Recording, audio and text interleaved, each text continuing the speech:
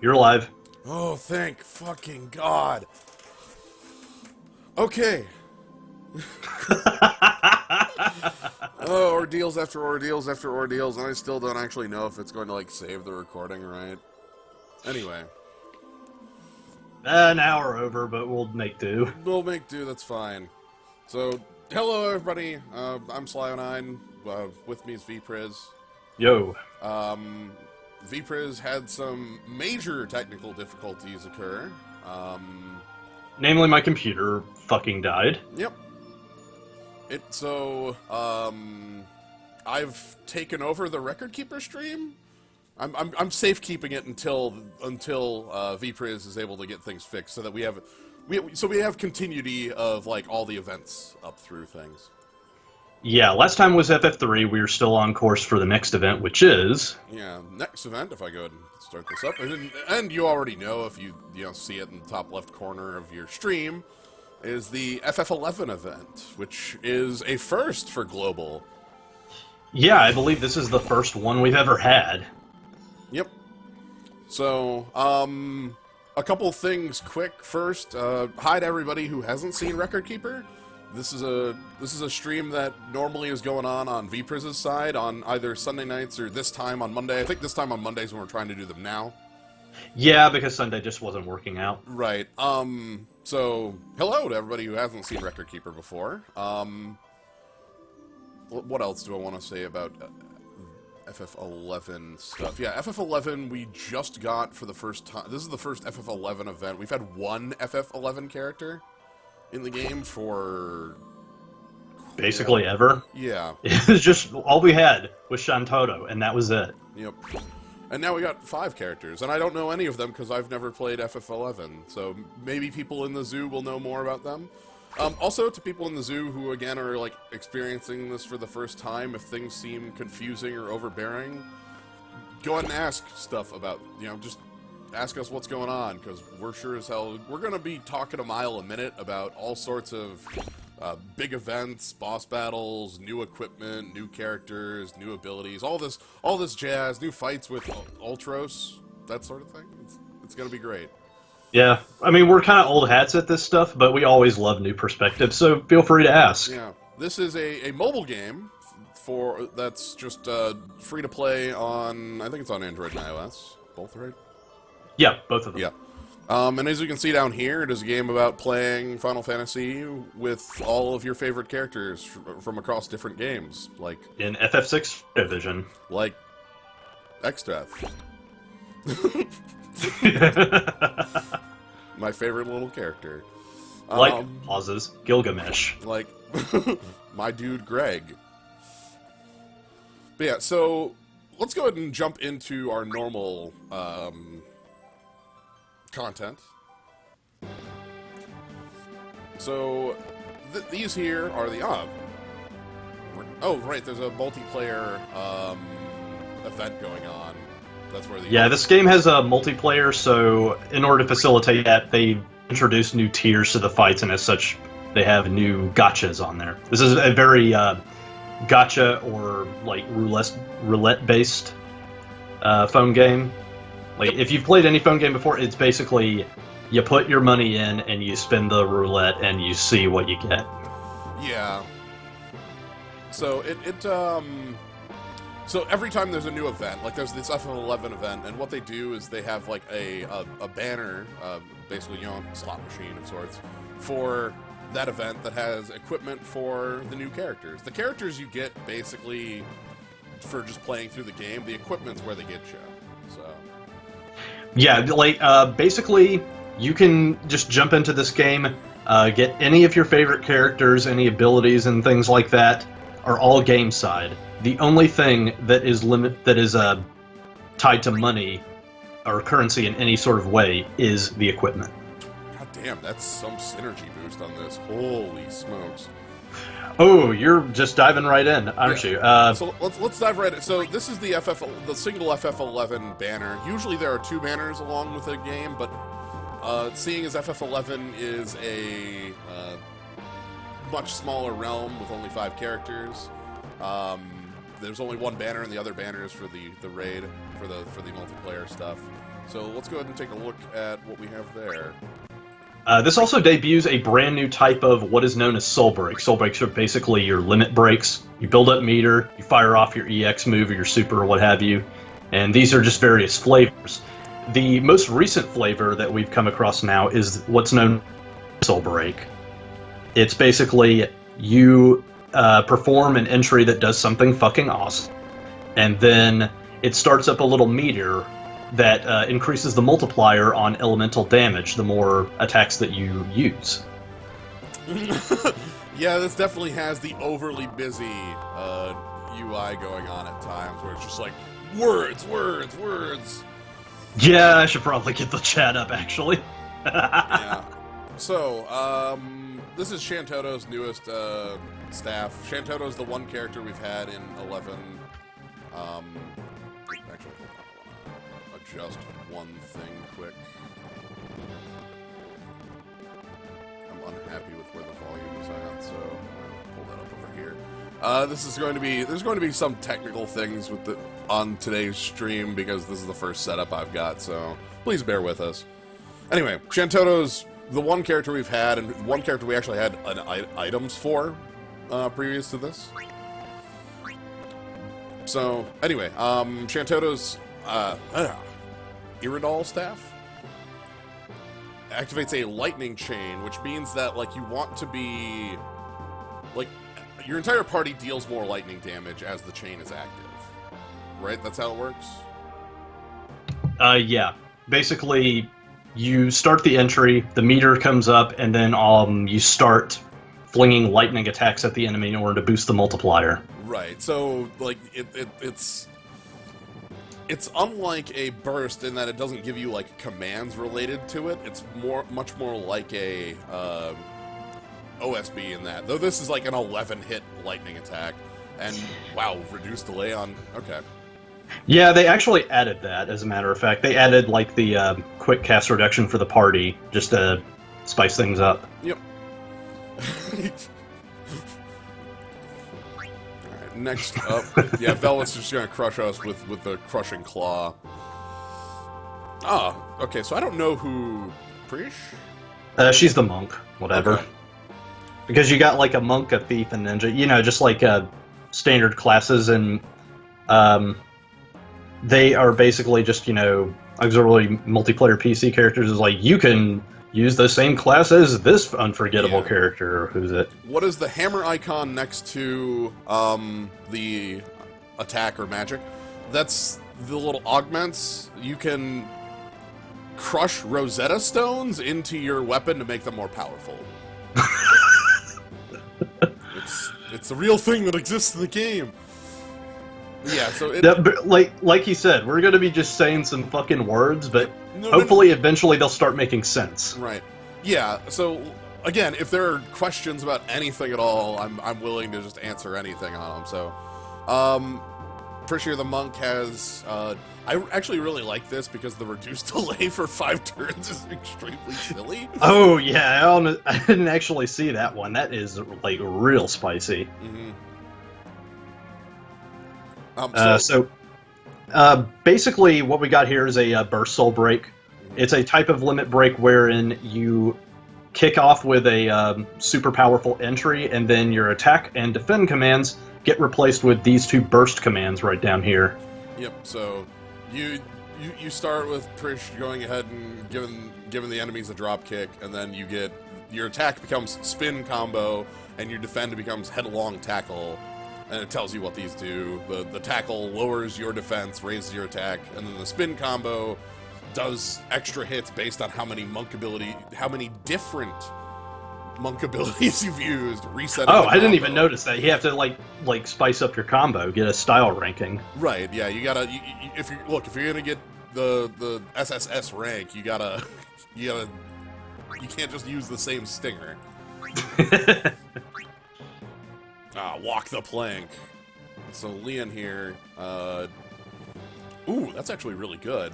Yeah, it is. Like, especially since it's instant. An instant debuffer is real fantastic. Yeah. So this comes out instantly. The way abilities in this game work is kind of like FF4, where there's like a cast time on everything. Like, FF4 had like this hidden cast time on all its spells, so that's the one I bring up with this. But this has instant on it, so it just does it the moment you hit the button. Lowering attack and defense and granting burst, and then what does...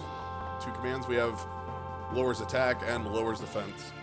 This is basically Vaughn's burst, because his is all about, like, reducing magic and defense. Oh, this is all about reducing attack and defense, both with reduced delay on their attacks. Really strong stuff. Yeah, it is, because Vaughn's. Yeah, it's instant. Yeah, this is literally Vaughn's, but attack instead of magic. That's incredible. Damn. Yeah. Alright. Moving on to... Oh, we know this one. Tactician's Cuffs, play rough for Shantoto. It's the burst we got for her in a previous event. It gives her... You do lightning, fire, and ice hits, which the way elemental weaknesses in this game work is that if you hit a weakness, it chooses the element of that's the best for you. So if you have more elements, you're better. Like, if an enemy is immune to ice, immune to lightning, and weak to fire, this will deal fire damage. Yeah. Like, basically, it's reverse Pokemon typing rules, wherein if he has to resist all of the elements in order to resist the attack completely. Yeah, burst mode affects... So, haste is always granted on bursts, and then burst mode gives you, I think it's a 20% stat boost?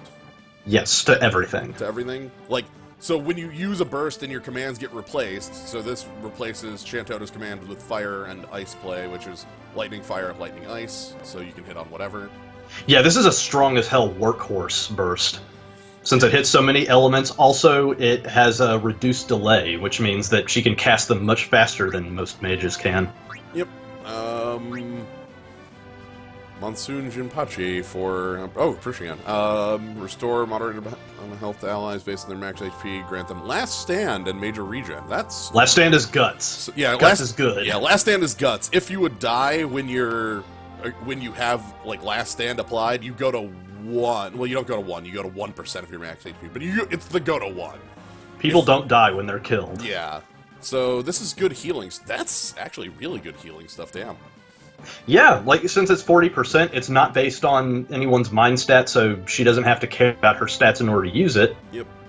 It's just flat. Also, then regen's also really helpful with Guts, because it means you can recover from it quicker. Mm-hmm. Okay, this one gives Earth Resist, and so like to lay in here, 5 to 7 attacks all... Oh, this one's the Crusher. Lower their defense and resistance a large amount. Powder Keg. I guess we just have a pirate who's like, is this like a fake Ferris? Yeah, kind of, yes. I also noticed that the number of attacks depends on the user's speed. So basically, that's mainly based on level, because that's kind of the only way to get speed up unless you are in burst mode. Yeah, this must be, like, not Ferris. Alright. I think Primordial... Was this the one we had before that was... No, this is... No, this is new. This is new. Again, so this is for Shantoto, Fire, Ice, Lightning, to random targets, and then raises Magic and Res. So it's the X-Death's, X-Death's Power of the Void has this buff. Excess Power of the Void does this better a little bit, because it's Magic and Resistance both have the same amount of boosted. Yep. Oh, she's the daughter of some Gilgamesh. Okay. Oh, awesome. Well, that's good. So this is actually quite good because of like how buffs stack in the game, which we'll get to once I actually start showing that off. It's very weird, and just bear with us, we'll get to it. Who do we have here? Kyrilia. 6 holy and non-element attacks 1 target. Restore HP to all Okay, Asuna. That's actually pretty decent. That's better than... Like, yeah, it is, actually. Holy is an element that is not very often resisted. Mm-hmm. Well, I'm thinking of, like, Sabin has a very similar thing that just doesn't have an attack on it, if I'm remembering it right. Yeah, instead he just boosts everyone's defense. Yeah. And then... For Ayame, we have instant physical wind attacks, grant haste, and temporarily raise the haste to all allies. Okay. Yeah, I like this one because it's an instant haste-ka. So you just can start the fight with haste to all. And it also buffs her, attack, which may be like a selfish sort of thing, but it means that she can slot into mage teams very effectively. Okay, let's go ahead and take a look at the other one. I haven't actually taken a look at this one, so this is all going to be repeats. Yeah, it's basically like, well, we're rolling out new stuff for the multiplayer. Here are some new pieces of equipment to help you. So Keeper's frock coat. Keeper Tyro here is the like main character of the game. He's your C type of thing. Yeah. His main use is that he can use basically any ability in the game and equip everything. He just has average stats to compensate for that. Yep. But his USB, which is ignore the names. The only name on these that really matters is the burst ones. Everything else acts the same, just has slightly different things going on. Haste to your team allows them to dodge a debuff and then heals them for the first 2,000 health damage they take. Yeah, it's basically 2,000 points of reserve HP, so sort of like a... Yeah. It also grants the use 2 instant turns, which means that they have no charge time on their next 2 turns. Oh, yep. So they can set up for even more things much quicker. Oh! Yeah, this is a very versatile one, especially if you have other soul breaks for, say, Tyro, because it means that he doesn't have to just waste his time doing nothing but this one. This one allows him to immediately segue into building meter for another one. So I think this banner is going to show off how varied the game is here. We have Ash from FF12 with Dust's Decree, her burst, which is just doing a ton of lightning damage. That is what this thing is good at. If you run into anything that is even remotely weak to lightning, you crush it with this. This deals 8 hits of lightning, haste, and then gives you lightning, infuses you with the power of lightning, so you deal more lightning damage, take less. And then you have your 2 commands are being able to hit all enemies twice or 1 enemy 4 times and healing. This is actually kind of a standard that they have going with the commands, where it's like you get your 2-hit AoE and your 4-hit single target. Yep. This one is actually really unique in that it also has like a self-heal on the side. Yeah. Alright, who else do we got in this one? Oh! Perseus bow for Rosa. Okay, so this is her healing burst. So it heals the party, deals 5 hits, and then haste and burst mode. This is common to all bursts, is the grant haste and burst mode to the user. Yeah, but this is actually a really good one because a large amount means it's Kiraga to everybody. Yeah. And also her burst abilities are really fucking good. Like very large amount of... Oh, enable them to avoid a magic attack. Oh, yeah, it gives you a magic blink. Holy hell. Okay. And then the small... This is generally, again, like with a healing BSB, you get big on one target or small on all. Yeah, healing bursts are extremely good just because they are more or less your only source of constant, like, mass heals. Mass heals are very uncommon in this game unless you have soul breaks. That's basically how you're getting them.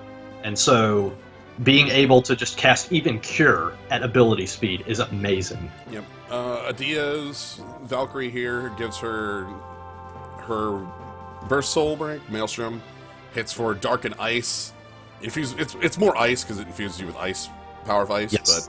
But this one... A bit about element infusion, actually. Element infusion just means that your elemental attacks do 20% more damage. Soul breaks do 80% more damage if they are that element, and you also resist damage from that element. Yep.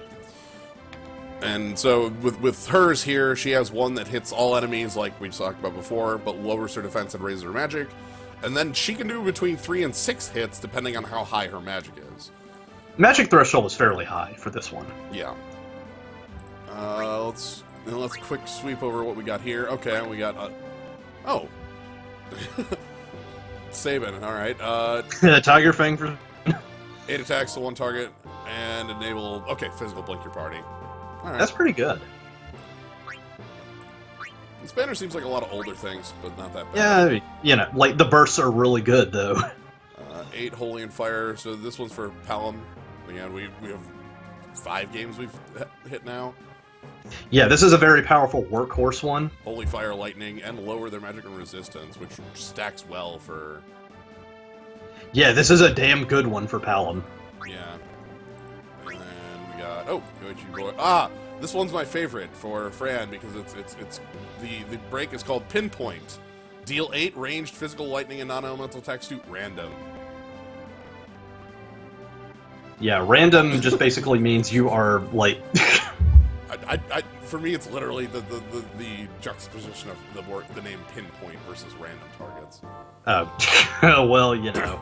But it imperils lightning, meaning that you deal extra, like, 20%. It creates a weakness. Remember, you're not missing anything. You're just hitting that really small rock over there. Right. Machine gun for Laguna. 6 Desperado. Yeah. High chance to slow. This thing is... I wonder how high that chance is to slow. It was actually one of the better status ailments because not a lot of bosses are immune to it. Yep. And... Oh, wow. Kotetsu. Oh, man, what the... Wow, we're this old. Yo. That is a Zelda movie prize. 8 physical lightning attacks to a high chance of paralyzing slow. Sure. Do blitz inputs exist? Sadly, no. I wish Saban had that sort of, like, mechanic. That would freaking rule. Yeah. Alright. Anyway, The closest that we've come is, like, for Zell, his animation has, like, D-pad inputs on top of it, and it's just, like, overlaying the bum rush / booyah combo because that's the one that everyone did. This game is really fucking good about little, like, references to things that people love about Final Fantasy. I love that. Okay, so what we're here to do, though, do we want to do try the multiplayer first? Try it. Okay. I don't know how this will play out, but because, again, we might run into all of a sudden the tech explodes, but... So the multiplayer fights are up here. They have a bunch of... Right now there's like a multiplayer event going off on... So there's a bunch of different like, you can fight Leviathan or Ifrit or the Mandragoras from 12. Nobody freaking wants to fight the Mandragoras from 12. Nobody. Anyway. Or sucked. Let's fight Ultros. Alright, let's find out what the hell Ultros does. Oh dear. Ultros is, this fight is based around the Opera House fight. So he's just going to be, like, diving in and out. Oh, whoops. Good thing that's a quick download. Yeah, it's the one where you, like, kill him 5 times before he actually dies. Oh, that's going to be fun. We're doing 160, right? Yes. Okay. So I'll do the raid leading here. So this is what, like, going into a event or a fight looks like. We have what the rewards are, and the boss, and what about the boss. Okay, this is usually the giant wall of is worth reading because you don't want to get caught with your pants down. Oh, hold on, I want to raise the volume here for 1 second. Absolutely. Weak to fire and lightning and counters fire. However, he usually counters fire with a variety of things that you actually can deal with. If you have Celeste's Runic, that will shut down his single-target black magic counters. He can sometimes counter with Haste and Protect, but, like, again, if you bring a more magical-based team, because this game, like, actually, Ultros, this fight, really punishes physical attackers, because he does like to blind, and he counters with Protect. Does not Protect counter with Shell, or Cast Shell. Okay, so I'm going to figure out who I want my squad to be here. I think I know who I actually want. What are the mastery conditions on this? Does it hit both weaknesses? Yes, which I'll just instantly do with Shantaro. Okay, well, I'm going to bring... I think probably, like, Ash and... Orlando? Yeah, probably. Yeah, he did say Orlando, as in Thunder God Sid from Final Fantasy Tactics. Yeah. So you can see, okay, taking a look here, you can see all these, like, different, again, my favorite thing about this game is just how it's like, you get to make a party of, like, all sorts of different characters from across the games. Like, what if I have, like, Golbez and X-Death and Gilgamesh and Bartz and Kain all on the same squad? Yeah, the max amount is 5 for standard parties and 2 for multiplayer because you have 4 people in. total of 8 possible characters. Yep. Alright, so I want to remove all that, hit the optimize button. Falling Rocks ignores defense, but fortunately I have Setzer, who is one of the best debuffers in the game, so we got that shit on lockdown. Alright, and then I just need to set up... Wait, X-Death? Yes! I said X-Death. Oh, also, Setzer is synergized, because this is a Final Fantasy VI boss fight. Synergy is basically what happens when you bring characters from the same game, or equipment from the same game. Equipment from the same game gets a 50% boost to all of its stats, and characters from the same game get around 10 levels of effectiveness. I'm gonna bring Banishing Strike, because you said it game that they put up Shell and Protect. Does he randomly turn on you and try to take over the world?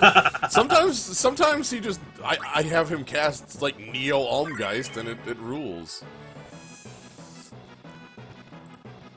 Alright, so the setup... Yeah, he has Neo Almagest, he has a Grand Cross, which unfortunately doesn't show up anymore, but he is getting Neo Grand Cross at some point in the future. Yep. Okay, so what I need to do, since you are the one hosting, I should... Well, actually, I should be the one hosting to try and, like, take the edge off of your emulator, maybe? That'd be nice. Know. That'd be nice. I would appreciate it if you then, yeah, we'll just do that. Arthos 160. Oh. Also, because of the raid campaign, it is half off of stamina costs, because this is a phone game, so it has stamina, aka the compulsion mechanic that gets you to stop playing after X amount of time. Yeah. Of the two, the entire game is like a very, like, Final Fantasy, like, you could have this exist anywhere, but there's two mechanics in it that are very, this is a phone game. And it's the stamina mechanic to keep you from playing it infinitely, and the mithril mechanic to limit what like cool equipment you end up with. Yeah, basically, in order to pull on the gotchas, you have your mithril, which is your standard in-game fun bucks, and your gems, which are real-world converted fun bucks. Okay, I should Very generous with mithril mind, but you know, that's how they make their money. So. Yep. Let's see. I'm gonna give Ash Sildra. It's very weird to me that Sildra's lightning. Yeah, it really should be like wind, right? Right. Maybe because it's... Then again, FF5 was kind of weird with that, too, because it got translated as Thunderstorm. Right. Alright, I don't actually know if I want... I don't think I want Crystal Shield on. I'm gonna quick switch over to Sabin's Armlet. Yeah, Sabin. Oh my god. We got a large portion of the villains. We have Garland, the Emperor from Darkness, Kuja, Eject. Okay. I have my ID is 4666. So to those of you who want to join, the ID for my room is 4666. Yep. That means I have to back out from here because I have to go to the place where you put in the ID. Also, the button that says Stamp Collection. That is the most important mechanic in multiplayer. Yep. Stamp spam. You're not going to see me doing it a ton because I will definitely like show off some of my favorite stamps though. This game has a ton of incredibly cute and wonderful stamps. Yep. Okay. I see your game. Ooh, I like your. All right. So Father Wolf is bringing Terra and Ishtola, so that's cool. I'm here to deal damage. I'm not the support today. Usually I'm the support, not today. Father Wolf's also here to do damage. Holy hell! Look at that Terra. Nice. Okay. So I'm going to hit this, and oh dear, how bad is this going to be on? Can I even hear you on Skype right now? Yeah. Like I can hear you. Okay, good. There you are. Yes. This is going to be a good test to see how this goes. Okay, so we got Master Zaw, we got... Alright, so let me... Hit my... Come on. Stamp. My favorite stamp.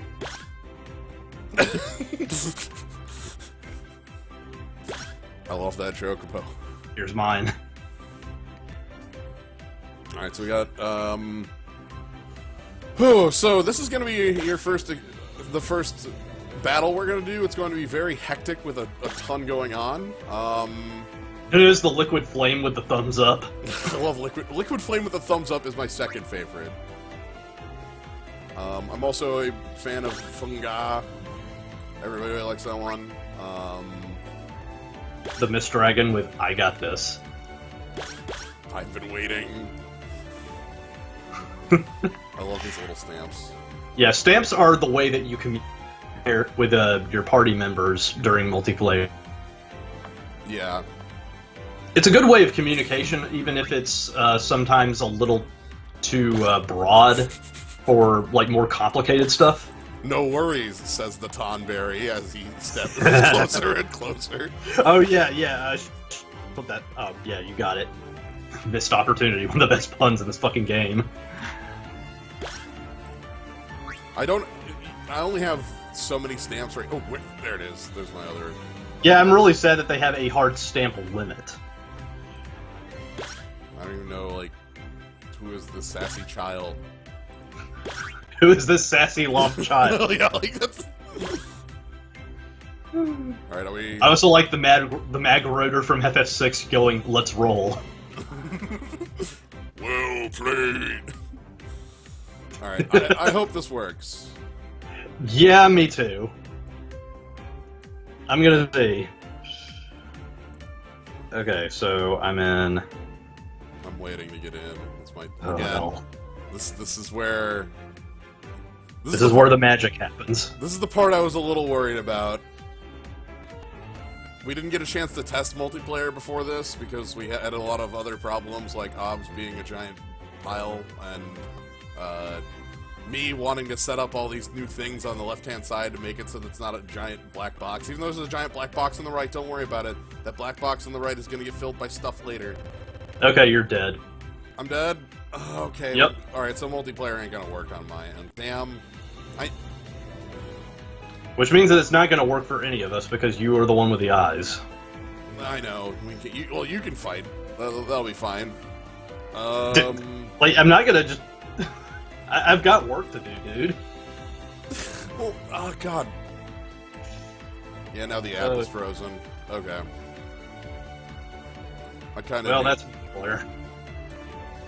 Alright, so let's go ahead and load up the... Let's reload. Anyway... Idealistically, like, later on we might be able to get to put together an emulator that can actually run this worth a damn. Except, right. Like, the one that I've recommended... BlueStacks doesn't work for me. Mimu doesn't run the game well. The other two emulators I ran had audio issues, so now I'm on... What was this one? KO something? And anyway, this is the one that runs it the best I've got. And even, like, I kind of figured that the networking was going to be a bit of an issue with it because it was having trouble downloading areas. Anyway, that's fine. Yeah. This is the... So, let's actually just jump right into the event. This is the FF11 and Women of the World, because we've got a pirate lady who's the daughter of Gilgamesh? Also, every single character in Final Fantasy XI right now is a girl. Yeah. Alright, so let's jump on in. So the way these events work is that every... Oh, yeah, whoops. Should have done that before. What's prep?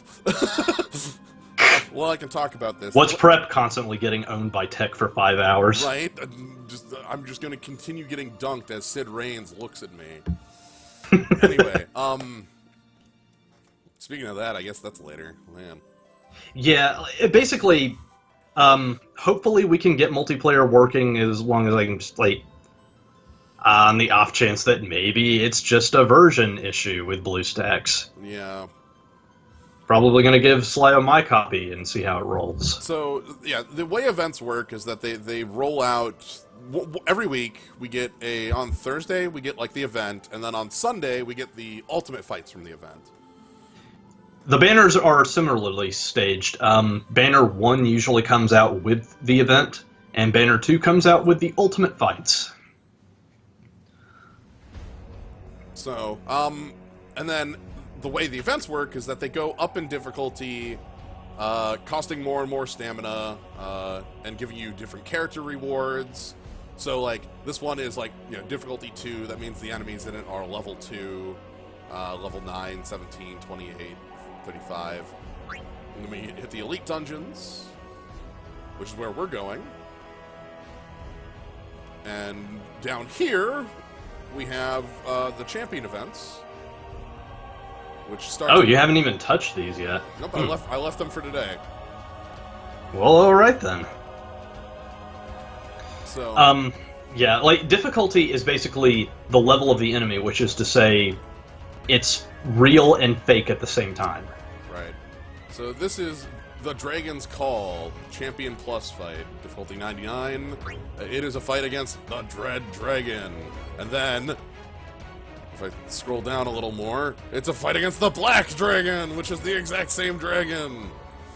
Because I don't actually know what's going on in FF11, but apparently you really, really like fighting this dragon. Yeah, the Dread Dragon actually has an alt account, and this is it. Yeah. So, the conditions, generally you have a condition that's defeat it without being KO'd, and then, like, some other conditions, this one is just lower its magic. We have a specific party in mind for this one, though. To specify, defeating him without getting KO'd means, like, don't have any of your characters get KO'd. So let's go to favorites, and I need to pull up the Dragon Squad. Dread Dragon, God for smurfing. Oh my god. Alright, so we have to bring in the mage. We're bringing in the Mage Tower.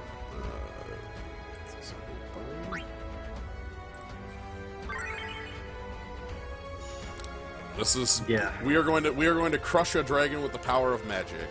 This is Elfinod, a summoner from FF14. Onion Knight, the the silly job from FF3 that also is, like, the character representing FF3 and Dissidia. It's the joke class that ends up becoming the most powerful shit in the universe. Right, once they're at level 99. Golbez, the villain of FF4 up until Zemus and Zeramus show up. So up until FF4. Yeah, up until the last fight. Yeah. Yuna, the main character of FF10. Yeah. And Braska, also from FF10. The main character of the FF10 prequel that never existed. Well, I don't know, would Jack be the main character of that? Anyway. Yeah, whatever. Yeah, so Braska... Same dichotomy. Braska is Yuna's father. Anyway, what we're bringing... That's the other thing, too, about Final Fantasy Record Keeper. They end up introducing characters that you actually never played as in the original games. Oh, she doesn't look like what she does in FF10. Well, that is because I forgot to disable a thing. Let me quick switch that for you to show you what that is. That's a dress sphere. Yeah, it's a costume dress sphere. Yeah, I didn't realize I had that on because it must... Alright, let's go into here and turn that off.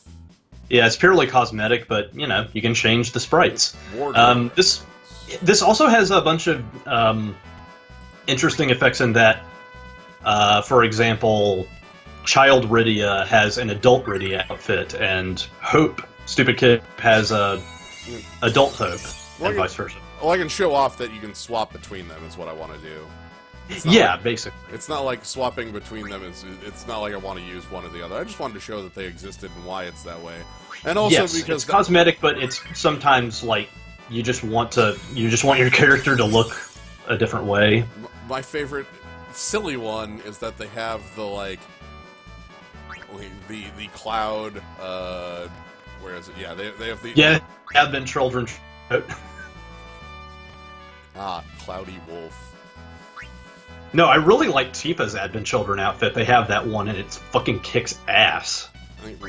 Actually, am I on the wrong lightning one? Yeah, I'm on the wrong lightning one. The one that doesn't have the cape.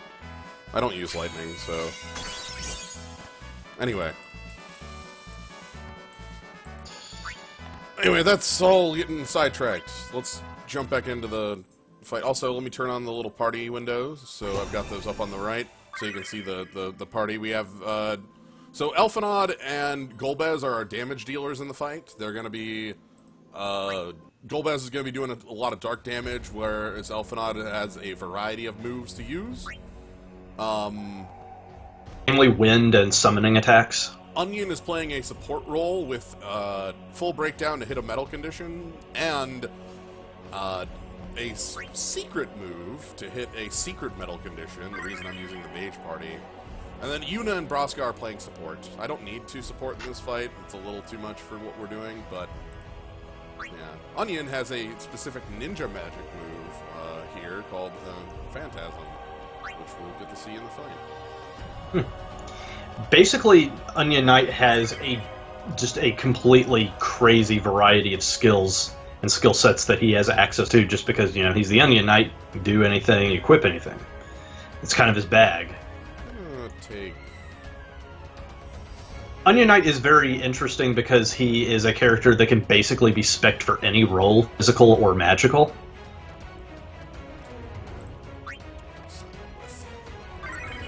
So this page here is the roaming warrior page. As with a lot of mobile games, you add like friends, and then they can set a specific ability that you can take with. Yeah, so if you don't really have a particular type of soul break that you want, you can just add a friend who has that soul break and use that. Now mind, you can only use it 2 times per fight, so don't waste them. Yep, alright, so we're jumping in against, I think this one, is this the Dread one or the Black one? We're jumping in against a dragon.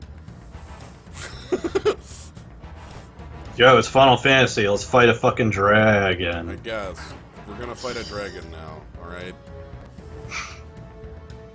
We will eventually fight a dragon. We're loading the dragon for you, the player. This is Dr. Mog.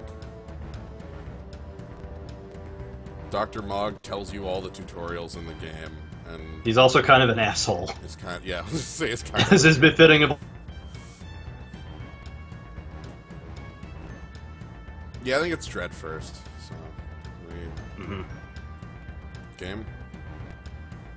Game. All right, there we go. Whew. Hey, it's a dragon. So, as we see, we got. I'm gonna hit the pause button so I can talk about the abilities down at the bottom, because you can still see them. We have attack command, defend command, and the 2 abilities you put on. Every character can have 2 abilities on, and then you have your soul break, your limit break, which charges up on this bar.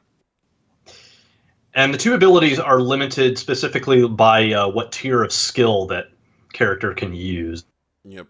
And how upgraded that skill is. So, like this Protectga, which is Protect for the party, I can use 6 times because I have it upgraded to that many uses.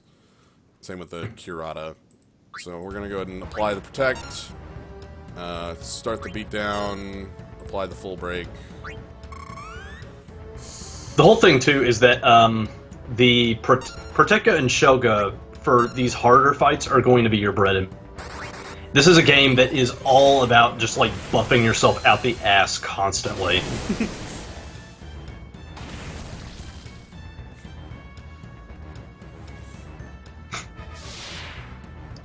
Wow, nice down on stream. Bob.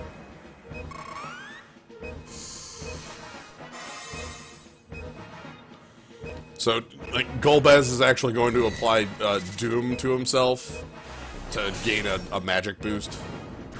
Yeah, that is that's what the Darkness Magic Memento Mori does. It's the bread and butter of all Darkness Mages. They get a 30% boost to magic for themselves in exchange for getting a 4 to 5 second Doom on them. Except Doom is basically the same as, like, say, Overclock for Shaman in its fakeness. Okay, come on, Phantasm. There, it worked. All right, this is why I brought Phantasm. The dragon's because gonna the be put dude to is sleep. immune to sleep. The dragon's gonna be put to sleep, and magic won't wake you up from being asleep. So we're now fighting a foe who cannot hit us.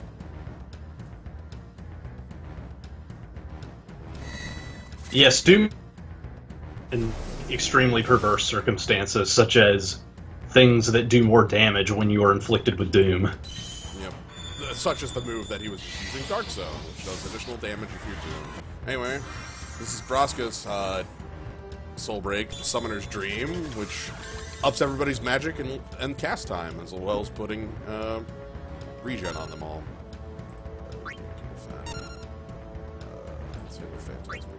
So now our damage should be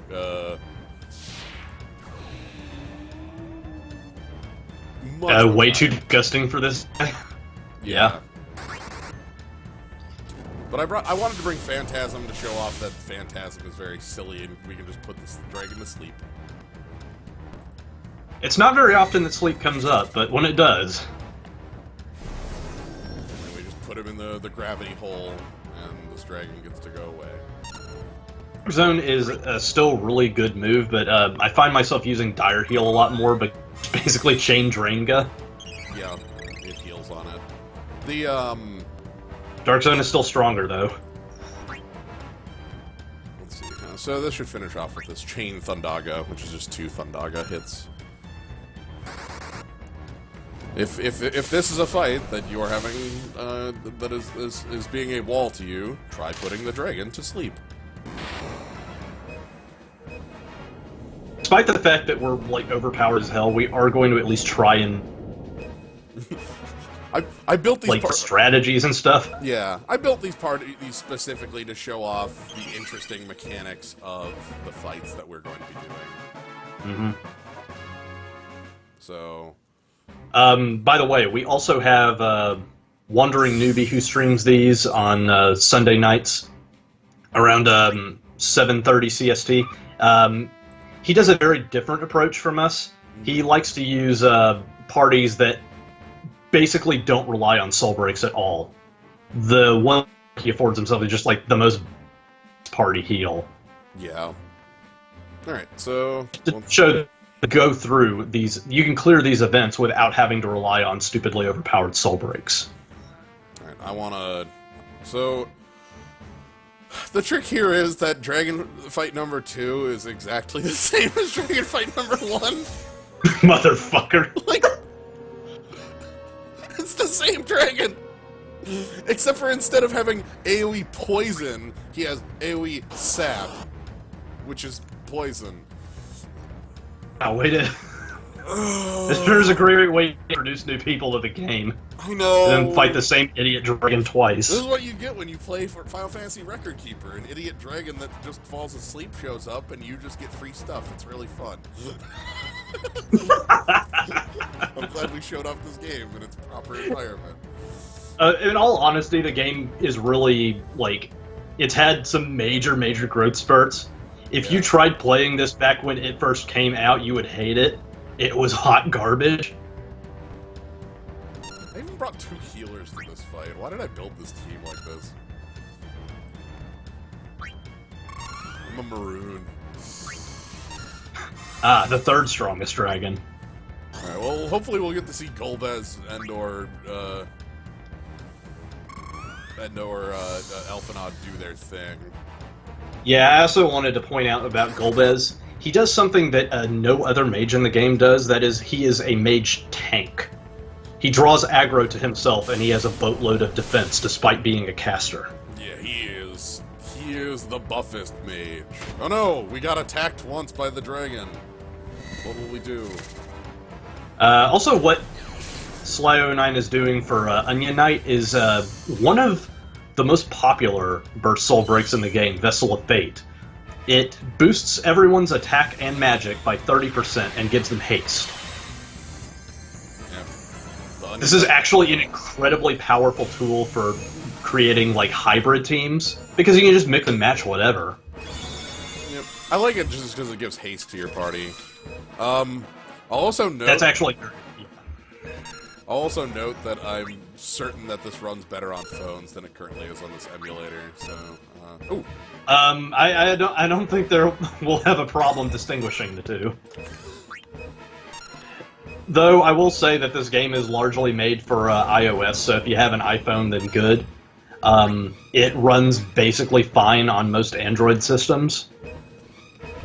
Okay, I just gotta hit it with the full break, and then I can put the dragon to sleep. I gotta hit it with a book. Pop them with the book. That lowers all their stats. That's the debilitate. from SMT. And here we're using a Burst Soul Break of Elfenod's, which is one of my favorites.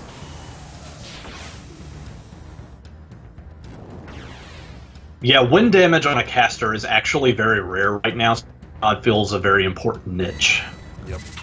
So now Elfenod especially since his commands are fucking insane. His first one gives you instant cast for your next turn, and his second one is an ether on a mage summoner. Refresh your abilities. Use Phantasm. We'll use Windblade. Start summoning. Yes, today's update says it now only supports Android 4 Plus. Yes! Sleepy Which Dragon. could be part of the problem with the emulator. We got there.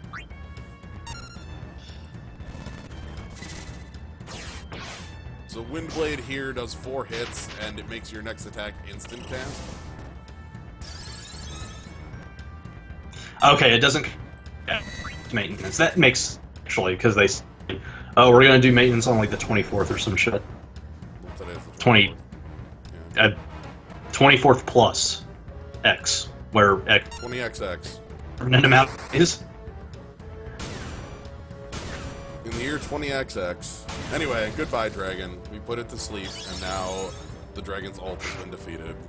The fucked up future AD. Anyway, that's what the Mages Guild does here. This is my normal, like, mage team for hire content. As you could see in this one, I didn't need 2 healers, but in some of the later stuff, we didn't even get to see what Yuna does. Like, Yeah, I didn't actually realize that you had her burst. I do have her burst. I have a lot of I got a lot of stuff from the anniversary earlier. So Yeah, we recently had an anniversary. Every like season or so, we get the 3 charges. they will do a special best type thing where we have like best hits from all the different types of events. And you are rewarded with all the super overpowered relics that you might have missed. You're rewarded, as all wizards are, with a pile of orbs. This game is lousy with orbs. If you love orbs, this just might be the game for you. Lions, memory crystal, memory crystals. Memory crystals are basically removers for level caps. You can initially level a character up to 50, and various types of crystals will break that limit. All the way up.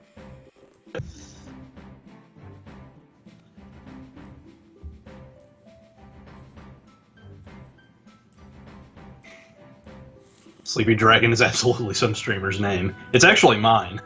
Good old Sleepy Dragon. And then I didn't even use the Asylum I grabbed. And I probably won't use that for these next 2 fights, but we go through them anyway. Alright, next. It's definitely a good, like, fallback. Familia Aqueducts. Hell Thunder! That's one of the abilities I have showing on the far left of the screen. The Hell Thunder. This fight is against the Minotaur. Just the Minotaur. It's weak to Holy. I don't know if this paints a picture about the game itself or about Final Fantasy. First you have to fight Dragon, now you must stay Minotaur. I know nothing about 11 as far as like what the game looks like. I know a couple facts about 11's existence, but alright. So this is one I'm using the A-Team for. The A-Team here is just sort of my generically good squad of characters. We have other teams for upcoming fights, but this one... Actually, I'm gonna make one swap here. Sorry, what's our conditions? Weakness, Holy, lower... Okay, I know what I'm doing. Hold on. We're making some on-the-fly changes. Yeah, because Minotaur is primarily a physical-based opponent, so you don't really need to spec for magic all that much. You just sort of, like, rotate it in, say, Banishing Strike or Dispel or what have you. Yeah, Exhausting Polka. Dances are your AoE debuffs in this game, and they're very good. Instead of doing damage, they just, like, hit everybody. That's the trade-off. Yep, General Leo's in this game, and you also get shock. Yep, I'm making a executive decision that I want to see Leo. That's it. I set all these parties up ahead of time, and then, like, I kept changing them and changing them and changing them and changing them and changing them. And at some point I had to, like, finally, like, not change them, but I'm gonna keep doing that. So This is secretly why everyone liked Resident Evil 4. They just sat in the menu and just moved in the briefcase forever. So let's hit optimize. We'll just have Leo get whatever he wants. That's fine with me. But I am going to switch one thing so that Leo gets not one against many.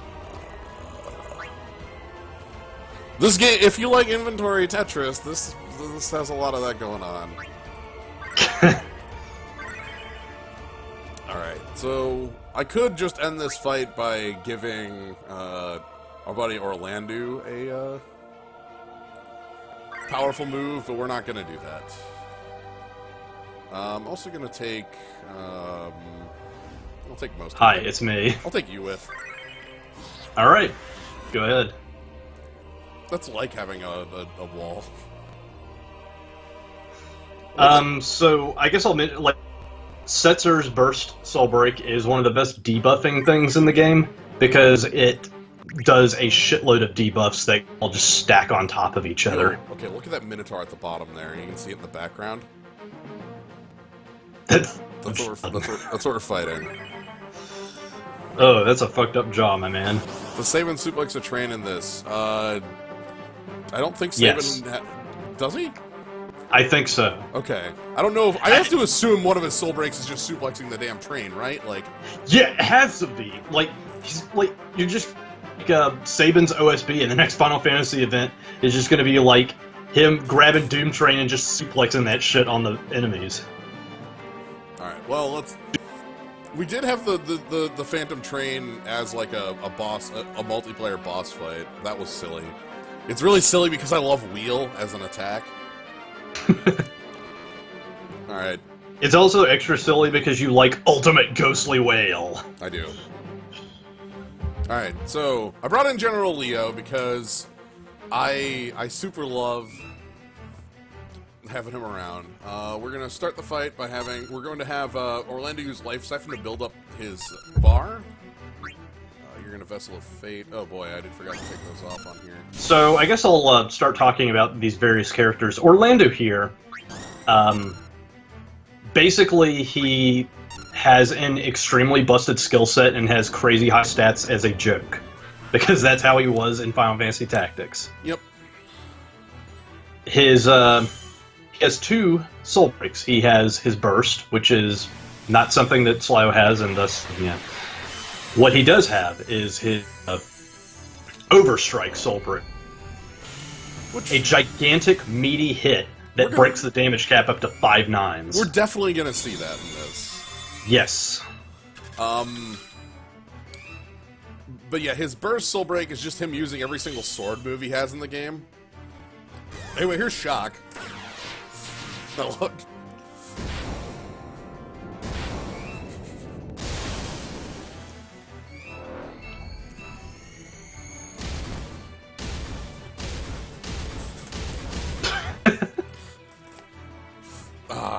Thanks, General Leo. That's General Leo's only, like, special. It's a bit sad. I want General Leo to have more items, but FF6 is such a crowded game. Yeah, it kind of is. So you'll notice that he has a little speech bubble over his head. That just means that General Leo has lowered the Minotaur's holy resistance. Now, usually this effect can stack, but since Minotaur has a natural weakness to holy, it just gets a sad face instead to indicate that it can be stacked no further.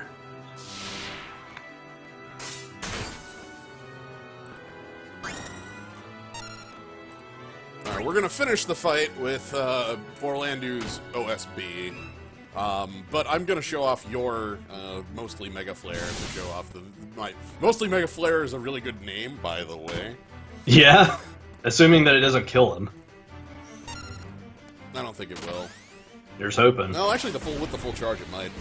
No, yeah. No, not unless it. Well, that's also the thing too. It's like mostly Mega Flare has a small chance to double the amount of hits of its entry from 7 to 14. Alright, so check this out. So Aiko's calling in air support.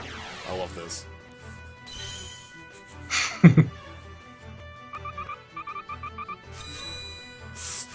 Oh, okay, we got it. Dude. And then we get this cutout Bahamut that just shows up and blasts. Alright. Ooh, maybe I can finish this with a guild match? Yeah, we didn't get the 14-hit animation. That one is when the third jams and Setzer just, like, jams it back down. Alright, well, I'm gonna use Thunder God. Okay, so, Thunder God is one of the strongest attacks in the game. Not necessarily because of its damage, even though its damage is huge, and its power is maximum. It's also because using it bequeaths him Thunder God's Wrath, which is basically a buff that reduces the cast time of all of the actions by 2/3. Mm-hmm. And then also makes, 5/9 PRD. Well, of course.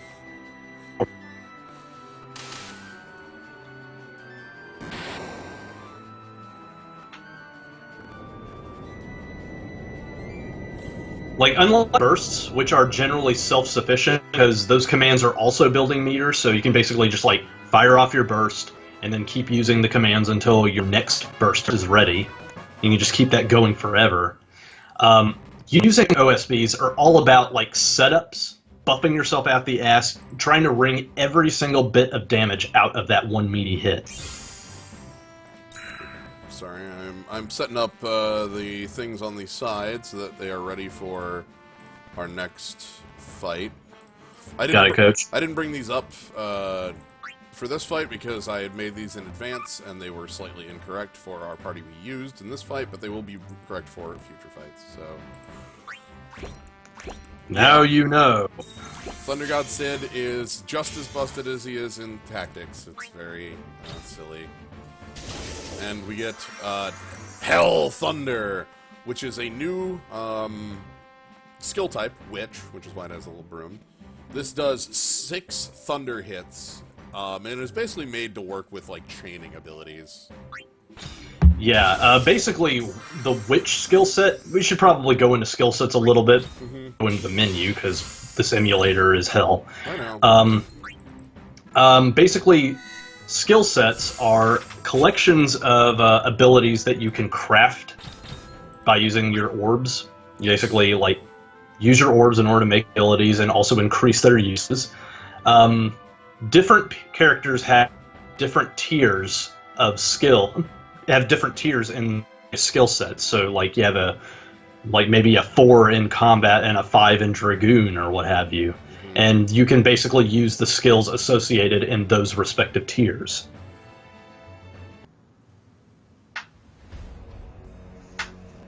Which 4 abilities grant quick cast, not instant cast? Alright. That'd be a little too gross. So let's go into the Saruda Baruda region, and we are here going to fight balloons. They're bombs. Rope. So these ones are interesting because they counter all attacks with physical attacks. They're vulnerable to fire and don't resist slow.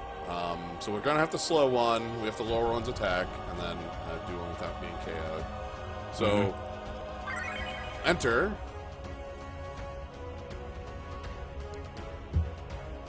Dragoon 5 soul ability. Sick jump.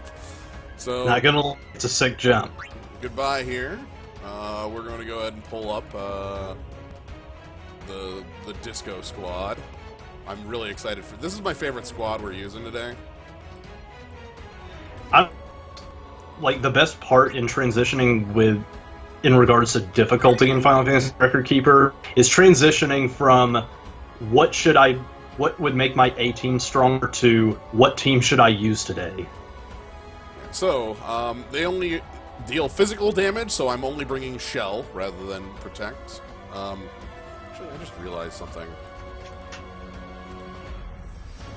There we go. You should be able to see my mouse cursor now that so I'm pointing at. I've been pointing at things and you can't see it. All right, so there. I'm only bringing protect because they only do physical damage. I'm bringing Fran to lower their attack and defenses. And then we have the the good old duo of Steiner and Vivi here to deal all the fire damage in the world. And then Ingus actually has a very specific purpose that we'll see. Ingus is subbing in for Gilgamesh in here because Gilgamesh is going to be seeing a lot of play in the next two fights.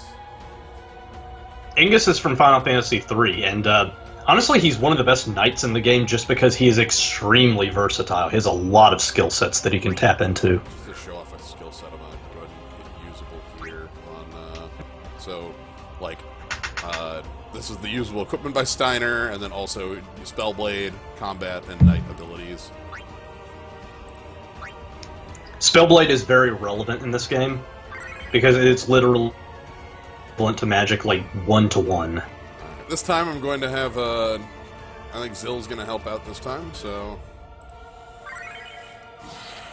I want to take an onion with.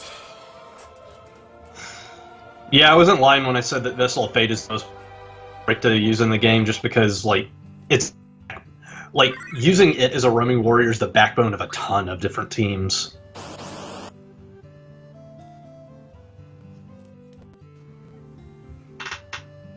It's dangerous to go alone. Take this onion. Oh god, that's actually way too huge for a second. What the hell? Oh my god.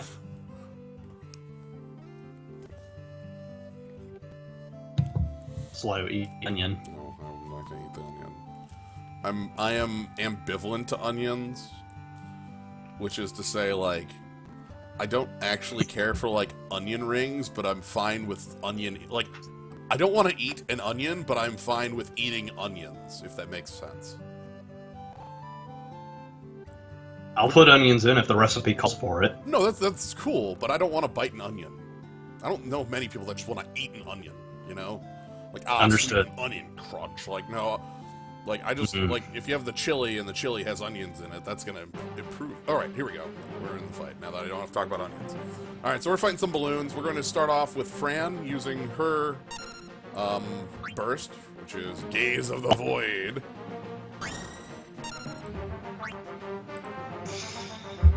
Fran is also an incredibly good debuffer. I actually haven't seen her do, like, her thing in action yet. Yeah.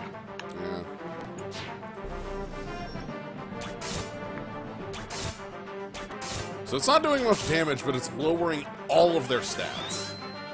Yes, that is attack, defense, magic, resistance, and mind, which is tied to, like, debuffer resistance and healing. Yeah. So I guess I'll just, like, go over how buffs and debuffs work in this game, just crash course. Buffs and debuffs all have unique IDs, and so they stack with each other based on their uniqueness. So, like, say, an attack defense boosting buff will stack with a flat attack buff. Yep. If that makes any sense. Like, the collections of them determine their uniqueness. Yeah. So you can't just lower somebody's attack a bunch, but if you lower somebody's attack and then you, like, say you go lower their attack and then lower all their stats, those stack. Yeah. And that's key to what makes Fran and Setzer such powerful debuffers, because they have access to a ton of different debuff combinations, and they can stack all of those. Alright, so the plan here, now that we're all set up, Yushitola applied Stone Skin. That's just a hefty defense and resistance buff. At this point, we're going to be dealing damage with Steiner and Vivi. Oh, that's right, you have Steiner's Burst Soul Break. I have Steiner and Vivi's Burst Soul Break. Oh, God damn it! That's the reason they're in the party. I don't even fucking care. I want Vivi. Love that guy. Yeah, Power Break doesn't stack with itself, but, like,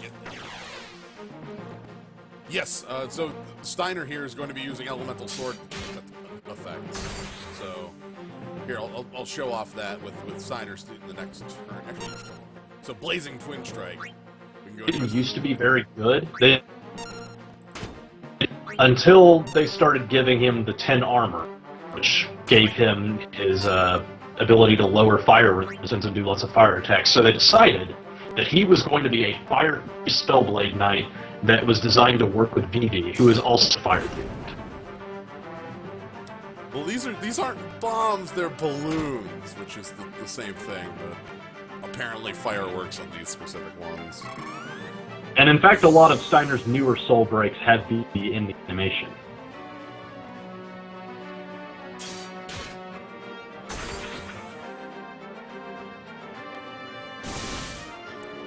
I don't even know if we're going to get to see Ingus's reason for being here, but... Yeah, these things kind of are just falling apart, aren't they? Oh, we should at least get to see bursts. Yep, Master. Meltdown is extremely good. Meltdown is a high-tier Black Mage spell. 3 fire, wind, and earth attacks on one target. That is, all 3 of them carry all 3 elements. Yep. Alright, we're so somebody has this fire and earth all at the same. Here we go. We're gonna get to see them. As soon as we get around to Steiner and Vivi again, we're gonna get to see their cool burst soul breaks that are gonna tear this down. For an area, like for group bosses, they generally have lower HP because they get the group discount. Yep. Kind of wouldn't be fair for them to have the same amount of HP as like one gigantic boss. And at the same time, usually what you want to do with group bosses is use dances, because those are area of effect debuffs. Knight's Honor. Yep. I brought Fran specifically because her entry is area of effect. Yes. Alright, so Knight's Honor is going to be Steiner's Burst Soul Break, and then we're going to have Vivi probably finish the fight with his... Going back to, like, debuff uniqueness and all that crap, one of the things that makes Setzer's BSB even more creepy is just that he has access to combinations. Like, Friend's commands are single stat, I believe. Yeah. Like, they lower single stat. Like, Setzer's can lower combinations of stats. Alright, so... And so they can stack with, like, the general support stuff. Also, this animation owns. Yeah! Vivi lights the sword up, and... in we go. Yeah, sword magic meteor. A little sad about the slowdown. I'll have to see if that's fixable for futures. Excuse me, the slowdown adds drama.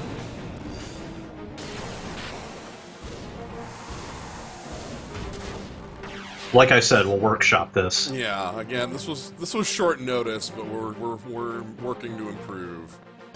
We're not gonna let Final Fantasy Record Keeper down. We got a job to do, goddammit. Alright, Vivi's burst also has a really good entry. I like it a lot. I used this one a lot for a long time. It's basic, but it's strong as hell. It is all about fire. Fire damage, nothing but. I know the little bump at the end is my favorite little... Alright, here we go. Proof of existence.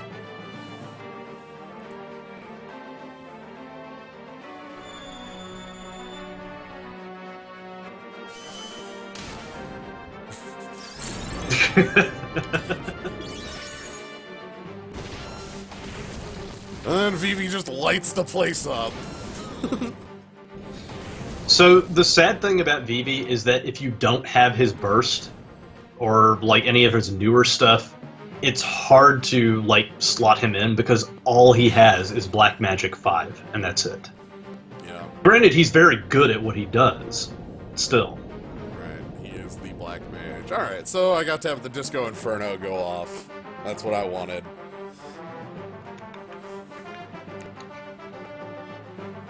I'm on to log off. Alright. Couple more fights.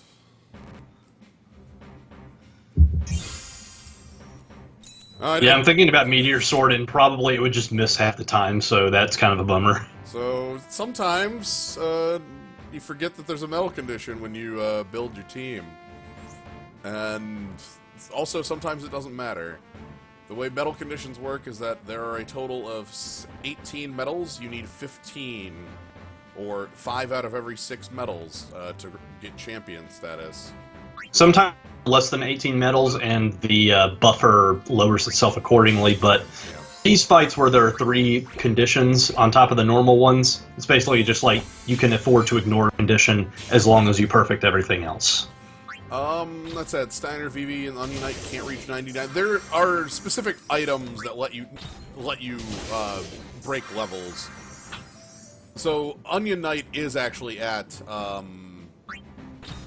my Onion Knight is at 99, but Steiner and Vivi are just at 80 because I didn't want to bring them up to 99 for today. Yeah, like unfortunately, resources are limited, and so yeah.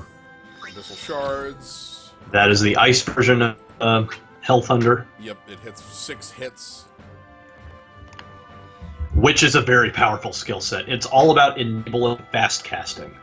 So, The 4-star skills are basically 2 elemental hits on a target, and also gives you it also like reduces your cast time for the next magic skill that you use, and that includes soul breaks. So now I'm going to switch the little party over. Now that we've made it past the champion fights, we're going to hit the ultimate ones. The ultimate fights are the ones that are going to be the most... these are going to be actually trying. The... Father Wolf will use Rosetta Stones for stupid plans, mostly. Oh, because Ignis is the Onion Knight. Well, Ignis is actually a different character. It's weird. So Ingus is the character from the FF3 remake, but Onion Knight is the class, and those are 2 different characters because Onion Knight was like a Dissidia character. Basically, Also, Onion Knight was basically the character in Final Fantasy III for the NES. All right, so this because you didn't have the remake cast, you had 4 Onion Knights. Towering Giant Ultimate. We get Rabbit Charm. We get Black Crystal. Nice. Major Dark Orb. And also you have to fight this asshole. Yep. So this is, again, very hefty. It's very, like a goddamn truck he does. Yeah, very hefty physical. I'm bringing in 1 healer that's doing their job of keeping us alive. And then also this is a fight where I'm bringing in Gilgamesh to tank. Yeah, because the thing about knights is that they have a lot of abilities that draw single target attacks to them. So, let's swap over to the party that I had built for this. Now, granted, this doesn't affect, like, say, group attacks or very special certain types of attacks, but it does handle the majority of it. It's important. Specifically in this event, if Also, seeing from now on. Yeah. Specifically in this event, actually, 4 of the 6 champion bosses are like, you can just taunt, retaliate, lock them out. I think almost all of the champion fights you can, the bombs and the Minotaur, you can just lock out with Gilgamesh. It's rare that they do it, but this event has a ton of them. Yeah, probably because they had a ton of FF11 bosses on standby and they hadn't really spec'd them to avoid that junk yet. So, now we need to find a very specific... I only have onions on my friends list, so I need to do a little bit of searching. This will take just a moment, but finding a wall generally doesn't take long. There's a reason I don't put them on my friends list, because they're super common. So we're looking for a specific buddy. There it is. Yeah, so what I was going to say is basically starting with these ultimate level fights and going on from that level, you're generally going to see enemies that have special group attacks that ignore defenses. So what you do about that is you debuff the hell out of them, and that's how you deal with it. Yeah, so the MMO bosses are vulnerable to the class. Yeah, that's basically it. Yep, Tank and Spank is alive and well. Alright. And no one's a better master of it than Gilgamesh. Yeah, that is what Gilgamesh is doing here. For the longest time, Gilgamesh was like the best tank in the game, just because Tank and Spank was so common. It's fallen off the wayside since, but it's still there and still relevant. Do we get that 6%? No, but we get the ability to use their special move. We have them as like a summon to help out in the fight. We can It's literally a summon. So I'm actually also. Oh, go ahead. I was gonna say I'm gonna have Orlando lead with that. Mm-hmm. So let's see how this plays out.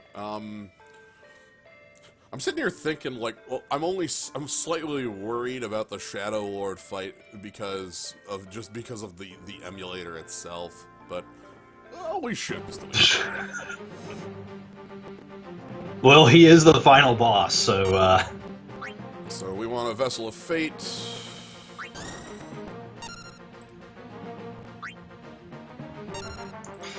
So anyway, roaming warriors, like we said, they act as summons for this kind of stuff.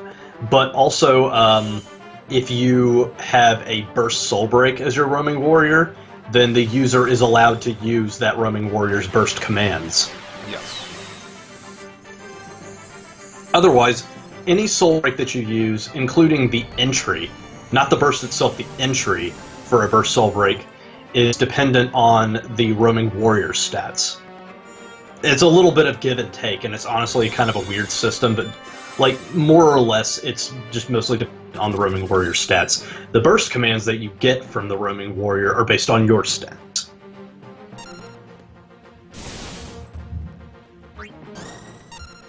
And we want Protect Up. That being said, for something like Sentinel's Grimoire, basically anyone can just tear it off for full effectiveness. Yep. Okay, we were getting hit for 2,500 damage there, but now with Protect Up, we will be getting hit for much less. Let's apply Slow. This is honestly the nastiest part of any given fight, when you just like have your pants down and you need to ramp up your buffs. Yep.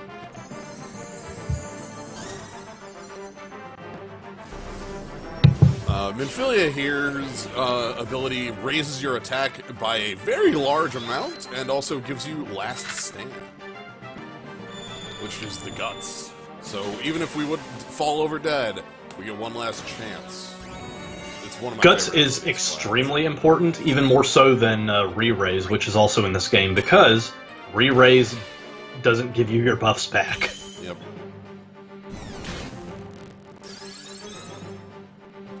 Sentinel's Grimoire is one of the most important soul breaks in the game because it provides a niche that nothing else really has, that being it basically triples your defense and resistance. Let's apply a breakdown. And it stacks with Shell and Protect. Come on, hit. Come on, you clocks. So for enemies that just like hit like trucks, you basically throw down the wall and you are able to tank through most of it. Cool. So we are... You can see the little, like, popping out. That means the slow is applied. Yes. It is also the reason why we have enemies with defense-piercing attacks, in order to just sort of, like, make you think more about the fight than just throwing down wall and thugging through everything.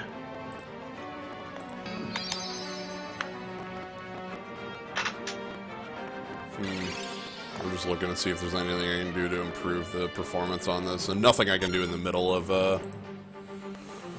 sadly, nothing I can do in the middle of the fight. Oh, time! Reverse!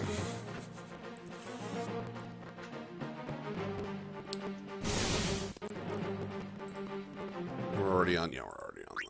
That's fine. Yeah, you should always have... For fights like this, you should always have the ATB at 1. Yep. Oh, here we go. So we're gonna do Gilgamesh Morphin Time. You'll notice that Gilgamesh has 3 different flavors of soul breaks right here. Mm-hmm. You have his burst soul break, his super, which just brings in Enkidu and gives you like major region of the entire party. Yep.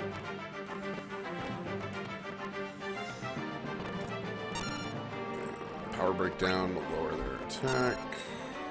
Life siphon, get me a break.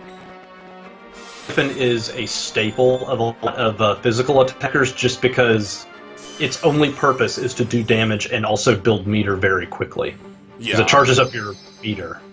It also can't miss. Yes, that's also the real big thing. Even if you're blinded, you can't miss with it. Let's go back for a slice. Alright, here we go. The equivalent for mages, not a whole lot of them, honestly, but a few, is Wrath. Wrath is a support 4 skill, so when you see mages have, like, this predominantly physical-based skill set, you're going like, no, it's because they have Wrath, specifically. They have it just so that they can use Wrath. All Wrath does is boost your by a drop amount. Yep. And it's exclusive to mages only because it boosts your attack by 3%. So, here's the thing. There are quite a lot of flat attack and nothing else boosting skills, and when you have overlapping buff IDs, they overwrite each other. Yeah, so if you gain a large attack buff and then gain a small attack buff, you'll overwrite. Alright. Subamageshi, which is our counter attack, which is full break, and we should be able to pull out Thunder God. I've said this before, but Thunder God plays differently from any other Overstrike Soul Break in the game, just because it's not primarily about wringing all damage out of that one hit. It's about ramp. Because since it gives you Thunder God's Wrath, which again cuts your cast time by 2/3, it means that Sid just gets to spam this move over and over again. It's just kind of what he's there for. Yep. I think that might have been the defense lowering attack. That's alright. We're just going to crush them. We got extra slice. We got... Yeah, I don't have access to Wrath. Building meter by hitting weakness is the best course of action, because it also boosts meter a whole lot if you hit their weakness. Yep. Alright, so... our good buddy Sid is going to do... I don't know if it's going to... Actually, it probably will be 5/9s in this fight. Close. Let's reapply this, just in case. Yo, Frey is awesome. Here we go. I use her all the damn time.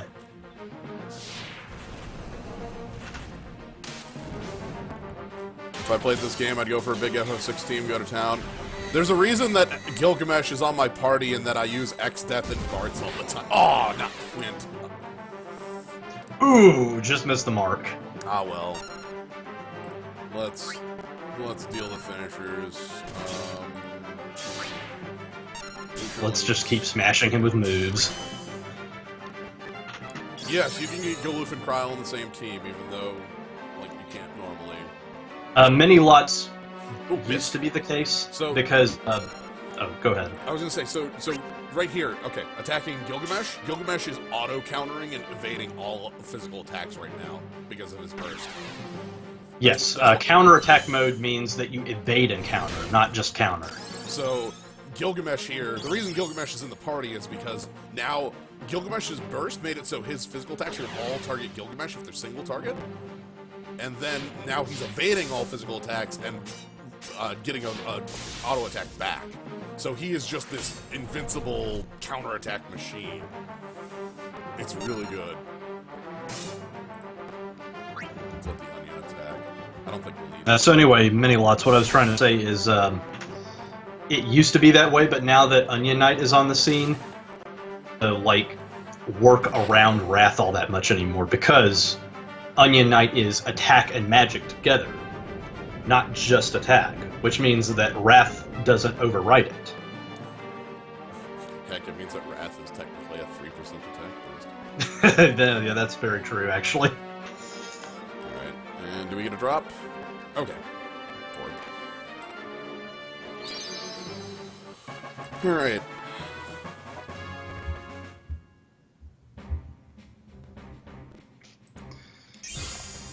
So we did the slow, we did the breakdowns, Minfilia, and we were quick on the fight. We didn't take a ton of damage and nobody got knocked out. And no one fucking died. So yeah. And we got... Okay, not elemental orbs. And we get our chocobo statues. I like these little chocobos. I love the intentional delay that comes between the silver and the gold one. Yeah. Just to make you think that maybe you're not getting it. I'm really happy that a black crystal was the thing here. Black crystals are used for upgrading some of the most powerful, like the 6-star abilities. Which Also, you can't farm these crystals. You can, Crystals are it's the worst. No, yeah, you should just never do it because it involves like, just spending an exorbitant amount of money on stamina refreshes. Right, because you're farming ultimate fights. Yep. Sadly, money's not, like, money is useful for upgrading, for mashing together equipment, but I haven't found enough of a use for it. Worthless gold. And if I needed more, I could just sell a bunch of adamantine. Yeah, Gilgamesh is using Bartz's sword. For the longest time, I had Gilgamesh use Bartz's cloak. Yep. Alright. So let's move on to the Ultimate Plus fight, which is the same party.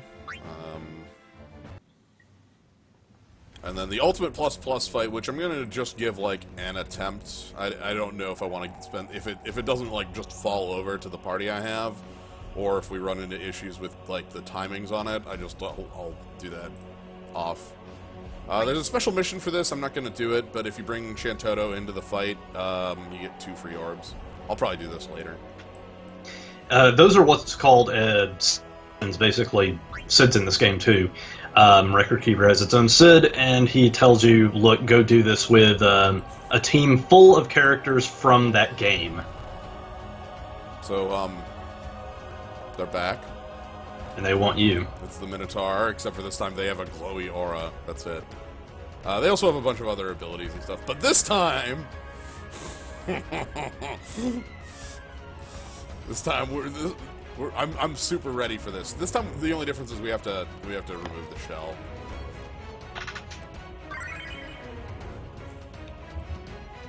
So... Yeah, he used to have full Genji gear, and then Bart stole it from him, and apparently he stole it back. So we should be ready to go. I don't think... Bart and Greg have a very give-and-take relationship. Yes. Oh, shit. Sure, that's fine. I hate it when that happens. I thought I timed it out that wasn't going to happen, but I only did that with abilities, not with equipment, so... Hey, Sid. Bye, Sid. I'll say it again. Ridiculously short in this game. Alright, so... Hello, we're doing the Ultimate Plus fight now. I don't want Keeper's Tome, that's a different book. Stone Skin 2, that'll do. We have to conquer Ultros, just not while the emulator has anything to say about it. Yeah. Actually... I don't think I want to take the time to try to find a different Soul Break, but this fight would actually be better served if I had just a... Like, if I found... I'm actually going to give it a couple of refresh. Yeah, just to give you an idea of how the game has progressed from just being an absolute shit pile to what we have now, we didn't used to have a refresh button. Yeah, if you wanted to do this, you had to go into a specific fight, do the fight, and then leave the fight. One of the most important things I would think is, like, for the longest time, we didn't used to have a guaranteed 5-star drop in the gotchas, because here's the thing, 5 stars and 6-star pieces of equipment are where all of the soul breaks are. So, for the longest time, you could just, like, not get anything. At least me going through this gets to show people all these different characters that exist in the game, like Sid Reigns. Nowadays, you can get at least one piece of equipment. Yeah. Good old Sid frickin' Reigns, the actual best mage in this game. I'm not going to be showing that off today. That might be for a different stream. I could have done that for this fight because it's Holy Week. I could have built the team that's just Sid Reigns Power Hour. But I didn't. Maybe I should have, since I'm doing FF13 later tonight. I probably should have, actually. I didn't think about that. Oh well. You're just sitting around waiting in that damn dungeon for 5 more hours? I'm like halfway through that dungeon. Oh, here we go. This is what I was looking for. Oh, unsung hero. Raise the party's defense a large amount. I think that's... Yeah, that'll do it. I'm using this instead of Stone Skin, so... I think that'll be fine. So, something to note. Stone Skin 2 from Ishtola and Sentinel's Grimoire from Tyro are both the same. They both raise defense and magic defense by the same amount, which is to say they triple it. They both stack with Shell and Protect, and basically, Ishtola and Tyro are the only two users of what is known as wall game. Yep.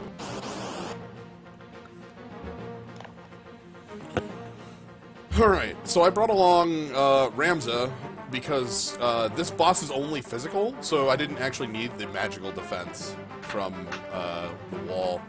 And this boss has a defense-lowering move. And as we established earlier, buffs and debuffs only overwrite the buffs of the same type. So I could only overwrite a defense lower with a defense raise, not a defense plus resistance raise, which is why I brought with... good call. Which is why I brought with this.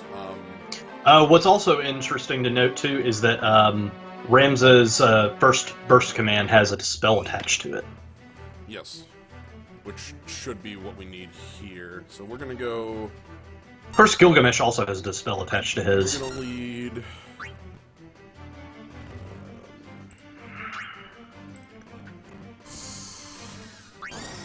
Yep, we've got ourselves a holy team. Cross. The thing is, you see Eiko along Slyo's teams because, like, she is an extremely good healer for physical-based teams. Yep. And so here's Unsung Hero. Oh, so we've mentioned this before, like how Ramza and Delita, like this one's on daytime, the other one's nighttime. Yeah, and it's also kind of mirrored. But the their OSBs are also mirrored. Yeah, like Delita and Ramza have very interesting parallels with their animations. Yeah. So this is the defense raise. It also did holy damage, by the way. That was the other reason I brought this specific one with. Blessing of White. And I just need to apply Protect. So anyway, Eiko also brings up a very interesting point, and it's one of the reasons why we are so starved for content in Final Fantasy XI. As we've said at the start, Final Fantasy XI has basically not come up since, like, basically now. Yeah. And that is because every single event that it's had has been attached to a Japanese collab of some sort. And we generally don't get collabs because they are basically stuck in copyright hell. And when you are dealing with collabs, you have to deal with copyright law from Japan, but copyright from every other country. Yeah. So I think it's Command 1 is the Dispel. Yeah, it's Noble Blade that's the Dispel. And Steel is actually, like, Wrath for another person. That's Command 2 on Ramza's.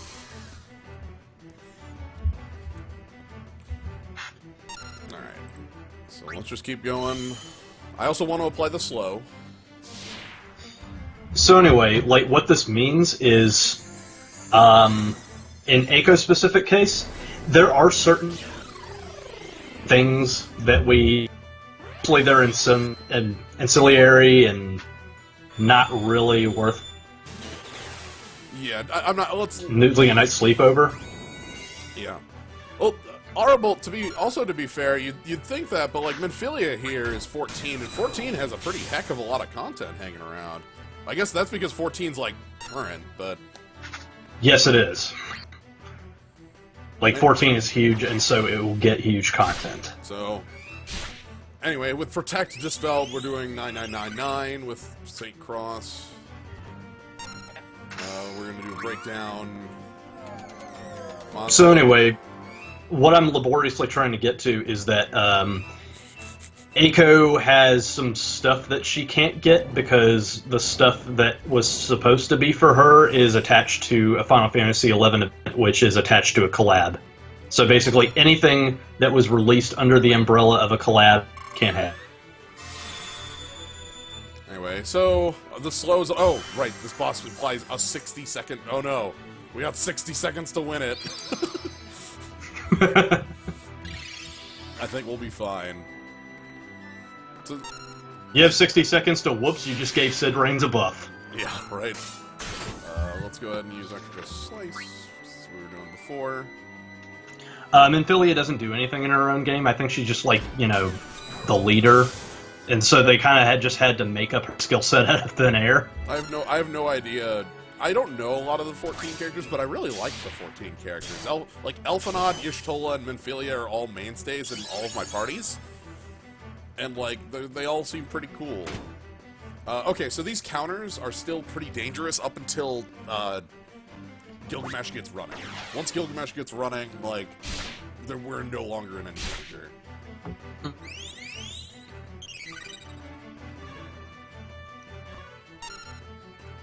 I feel like I'm playing this in underwater, not gonna lie.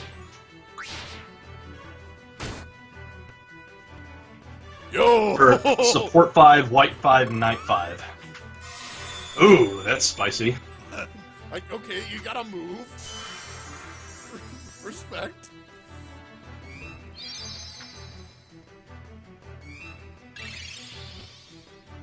There should be a quest giver character with a bunch of ultimates where they just get a bunch of Rin. That would kind of rule. Alright, here we go. We're gonna break out the big hits. Yeah, I really feel like I'm playing underwater. It's challenging.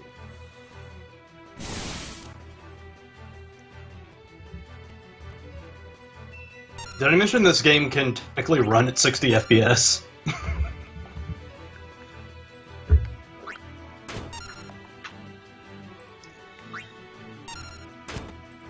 Okay, I'm actually gonna break out Strange Bedfellow. Because you like that one. Yes. Also, it might kill. Maybe. I'm convinced this boss might just fall over to it, so... So here's Ramza number 2. So we get you 2 uses of this. Yeah, bear in mind that buffs can fall off after a while. Yeah. Usually the metric for the amount of time that a buff lasts is, and I'm putting the biggest air quotes on this shit imaginable, 25 seconds. Which is extended to hell and back by various things, including ATB, your level, your stats, etc. It's also seconds in Doom counter seconds, not seconds in, like, actual honest-to-God seconds. And we've also established that Doom is so... Yeah. So, I want to show off Strange Bedfellows. So, even though I'm not going to get the defenses I'm going to get from using Gilgamesh's thing, I still want to do it this way. Anyway, incoming. Yeah, the only real downside is that the buffs and debuffs can't actually have any sort of visual indicators on them because there are way too goddamn many of them. Here we go. This has got to be just 9s across the board, I'm pretty sure, with all the attack boosts I have. Yeah, 9s across the board. And that brings the boss down to a small chunk, and hopefully Gilgamesh can just take care of that chunk. Is sort of the plan here. Yeah, assuming it doesn't magic pixel you. I don't think he's gonna. I think we're gonna get the cool finisher with Gilgamesh. Here we go. Strange Bedfellow. I like this one a lot.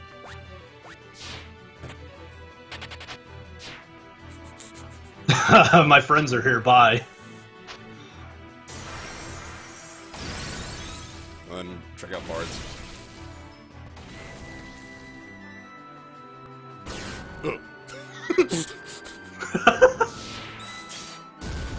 And I think that got him. Yep. I love that move. There you have it.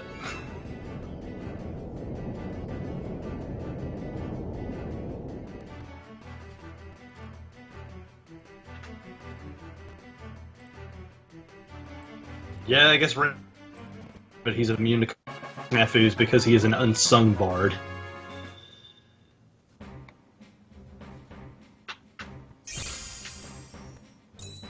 We get our champion because we removed the shell.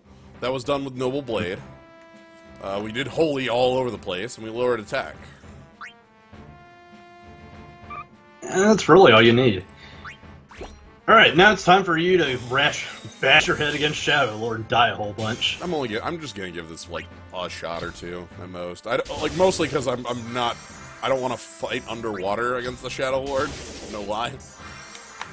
Like, he is rather rude. Do I really need to fight the Shadow Lord in 10 times gravity? That's what I feel like I'm playing in. Which I guess if I get the victory, then I'll feel real good. But so the way these events work is that the last real rewards, the Memory Crystal 3, is given by the second to last fight, the penultimate fight, the penultimate ultimate plus fight.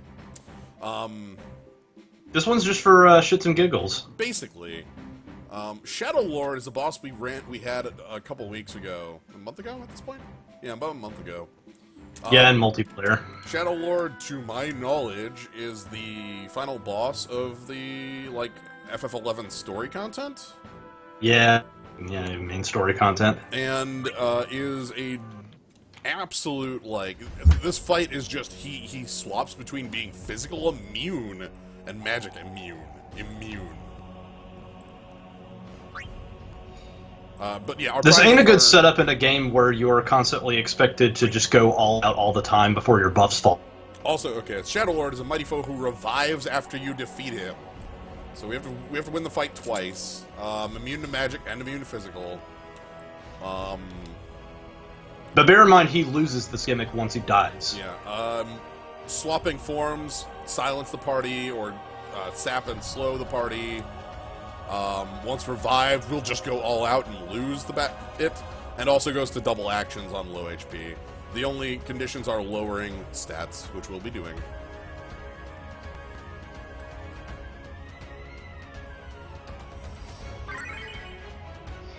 Yeah, my honest belief is that as long as you have a strong debuff game, you should be fine. Alright, so let me change over the stat sheets. So we should be on our... Because I have this U++ party, so here's our new party, and here's our new stat sheet for that party. The stat sheet, like, a lot of this information on the right-hand side is, like, useless extra stuff, but I didn't want there to be just a black void over there, so you get this instead.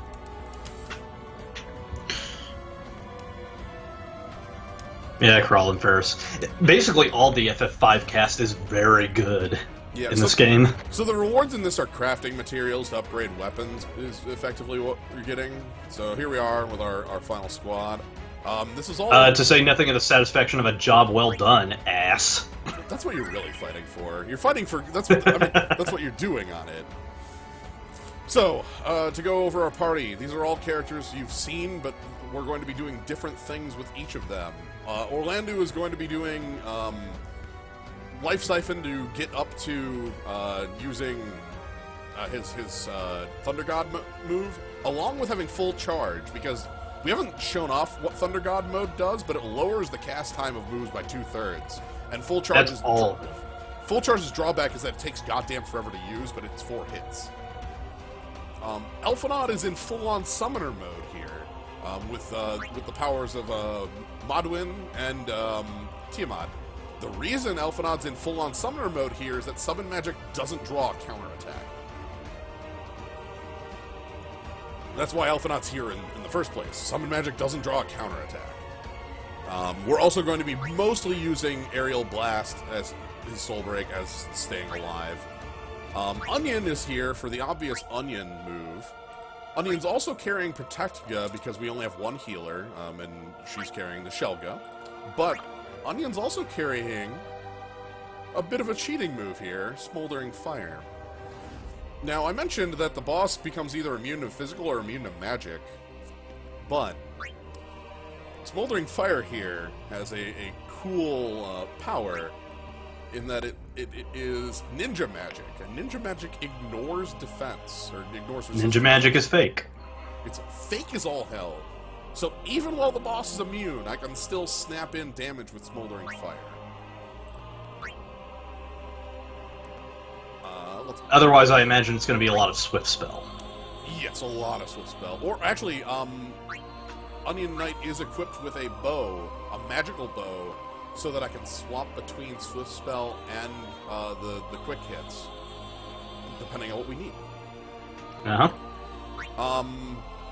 What we have here, Ico, is normally Ico would be bringing Curata, which is the ability that I've been using that gives you extra HP over on top of a heal. You heal a very large amount, you get 2,000 HP stocked.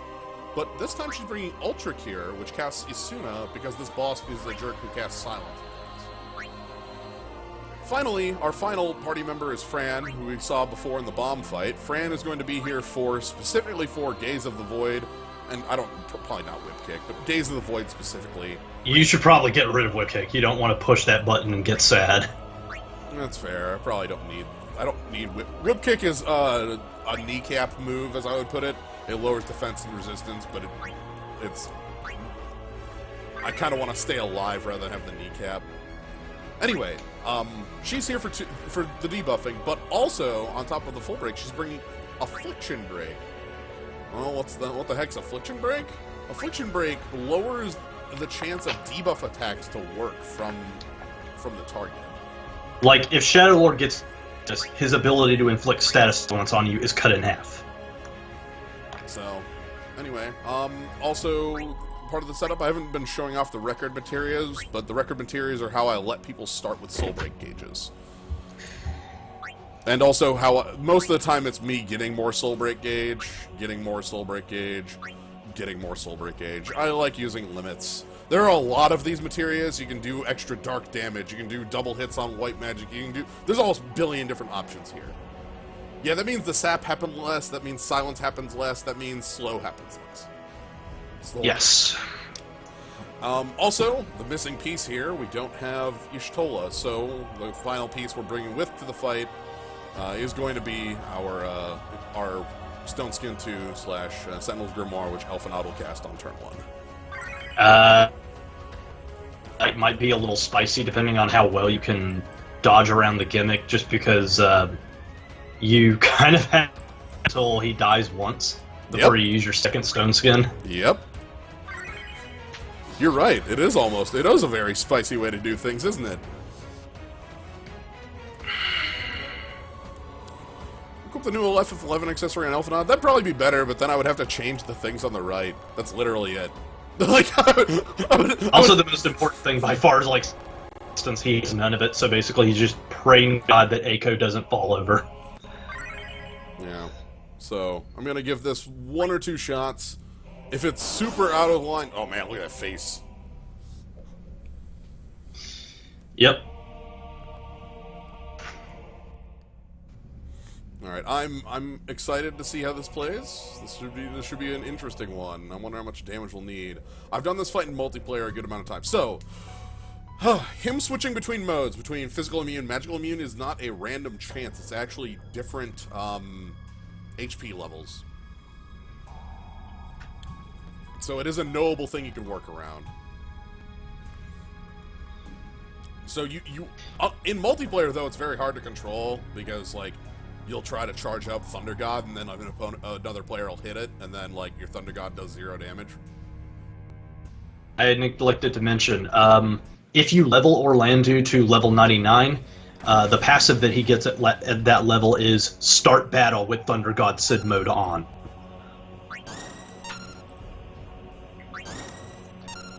It's an extremely powerful way to just quickly build meter to your soul break. Alright. All buffs and debuffs are being applied to start off.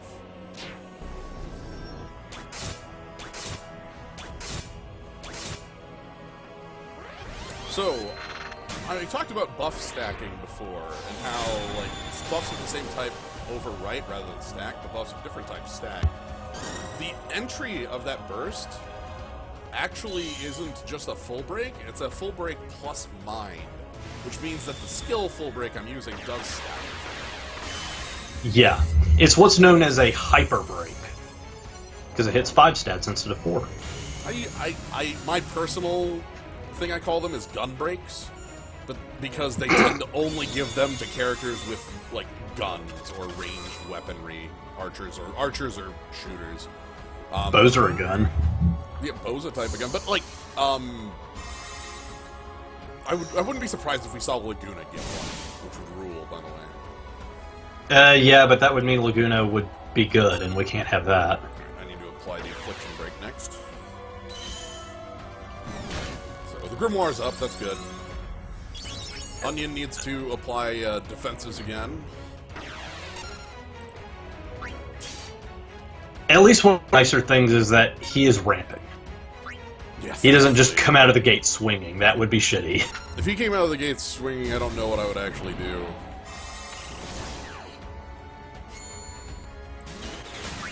Ultra Cure. So I want the Affliction Break on first. And I'm actually going to wait until this lands to use my summon, because we're getting to the, I think the 90% point is where he starts having a glowy arm.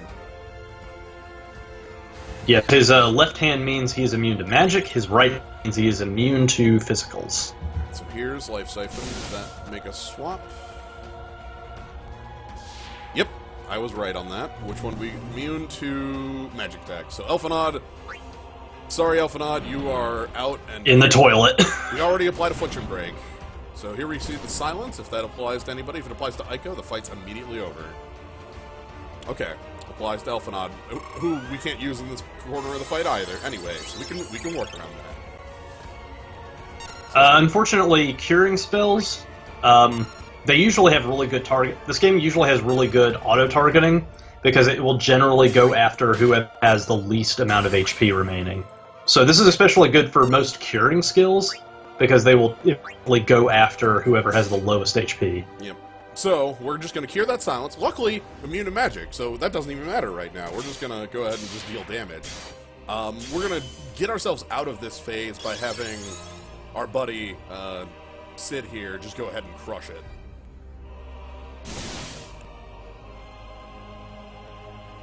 His left or our left?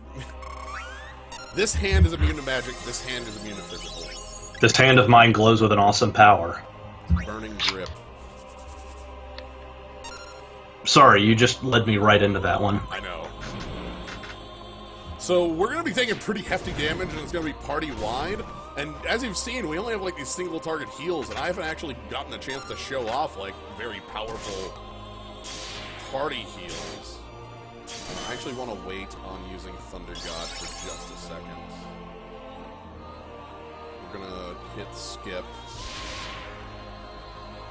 Oh, you just want to make sure that thresholds aren't a thing. Well, I want to make sure that I don't accidentally put him into a move with Thunder God that would be a counterattack that would kill Aiko. I want Aiko to heal first. This is a dance, and sadly, like I said, I'm dancing underwater, so... And like I said, Final Fantasy Record Keeper is a game that is not necessarily equipped for this kind of dancing. I think I'm fine with this sort of dancing. Well, I'm saying, like, the importance of debuffs and buffs. Yes. Absolutely. Alright, so... I probably shouldn't have done that hit. Okay, we're safe. Nobody do anything else. There's Giga Slash again. Step away from the keyboard and no get owned in it. I'm not owned. Alright, I should get Prayer of the Lost from this hit. Yep, Prayer of the Lost, which is my party-wide heal. Here we go, Thunder God. This should put him into the next phase where he is physical immune. Where we're going to be using ninja magic and summons to just go ahead and start dealing our damage for that. You also see his defenses are much larger than usual. That didn't even break half of the maximum damage it normally would do. Full break.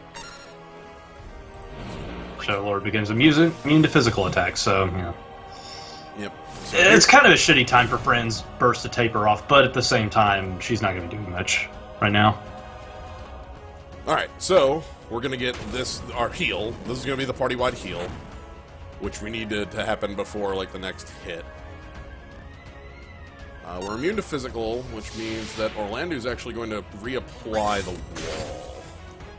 wall. Also, a thing to... He's still open to debuffs. Yep.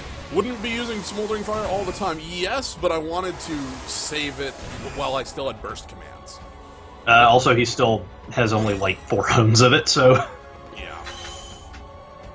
Any slow hit, it looks like slow did hit, but I'm going to be getting rid of that by overriding it with haste. Anyway, check this heal out. This is what we need to stay alive, by the way. This also ups everybody's crit. Yeah, that puts everybody at a really good health. Oh, also one of the nice things about Aiko's burst commands is that her single target heal also gives you a physical blink. Yes. But it's a pretty wide heal that's probably going to get much more play because this dude loves his AoE.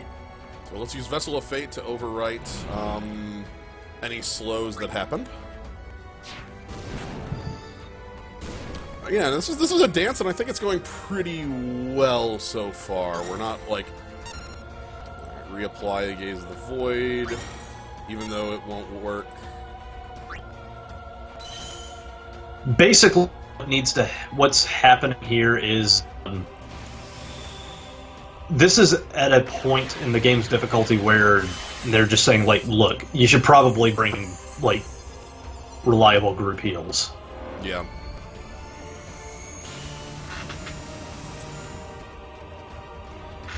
Are we gonna see... is he gonna swap forms? I don't think so. I really want him to swap forms so that I can just Thunder God him out of this. Yeah, it does kind of suck that Life Siphon has damage attached to it for this particular step. We don't even have it. And I'm doing Gaze of the Void. It's going to do zeros, but it's going to still reapply the breakdowns. Which is why I'm doing it. Also, Soul Breaks can't be countered. Yeah, we don't take counterattacks from this. What I'm going to do is I'm actually going to put Life Siphon on after, No, I don't want a Life Siphon. The area attack he does when he swaps forms will give me enough Soul Break gauge to use Thunder God. So let's switch here, and we're going to go ahead and Smoldering Fire, because that can't be blocked. I think the biggest issue with Tiamat is that it's actually really hard to get him to use more than one attack. Mm-hmm. His whole gimmick is that he does more attacks based on how high the user's magic stat is.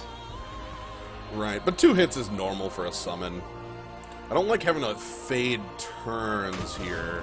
We still have the second phase of the fight to do, but hopefully... okay, please switch. Please be enough to switch. Damn it.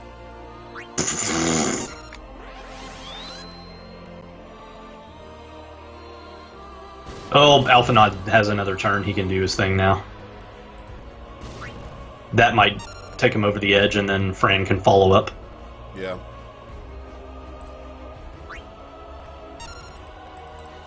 So Madwin refers him. I'm actually going to... yeah, let's keep Smoldering Fire. I need to reapply Protect soon. Ooh, actually, this is gonna mean my Madwin misses. That's fine. Summons can't be countered. There's the swap. I forget if he actually has been countering this whole time. He has a chance to counter. It's not... okay, this silence again could be bad. Again, if it hits Aiko and actually silences, I think that puts us out of the fight because we have no more heals. We have Thunder God up. Let's use it. This is gonna be zeros. Hey, guess what isn't going to do zeros? Yeah, I was going to say, we should just knock him out of the fight or out of the first phase with that. Its other gimmick is that it has a longer windup than other Soul Breaks, but at the same time, Thunder God's Might reduces that considerably. Let's reapply Protect. Oh, okay. Here we go. I hope this finishes off Form 1. Thunder God Sid also has access to a skill called Power Chain, which removes the cast time for your next action. Yep. Did that do it, or is that Magic Pixel? That looks magic. Nope. That did it. Now just, like, flip all the gates on. Just Alright, he's fucking no go longer hog immune wild. to anything. But you're out of walls, just fucking kill his ass. Yeah, so he needs to die. Before my wall falls off. We don't even have last stand in this party, so... Alright, floodgates are open. The gates are open.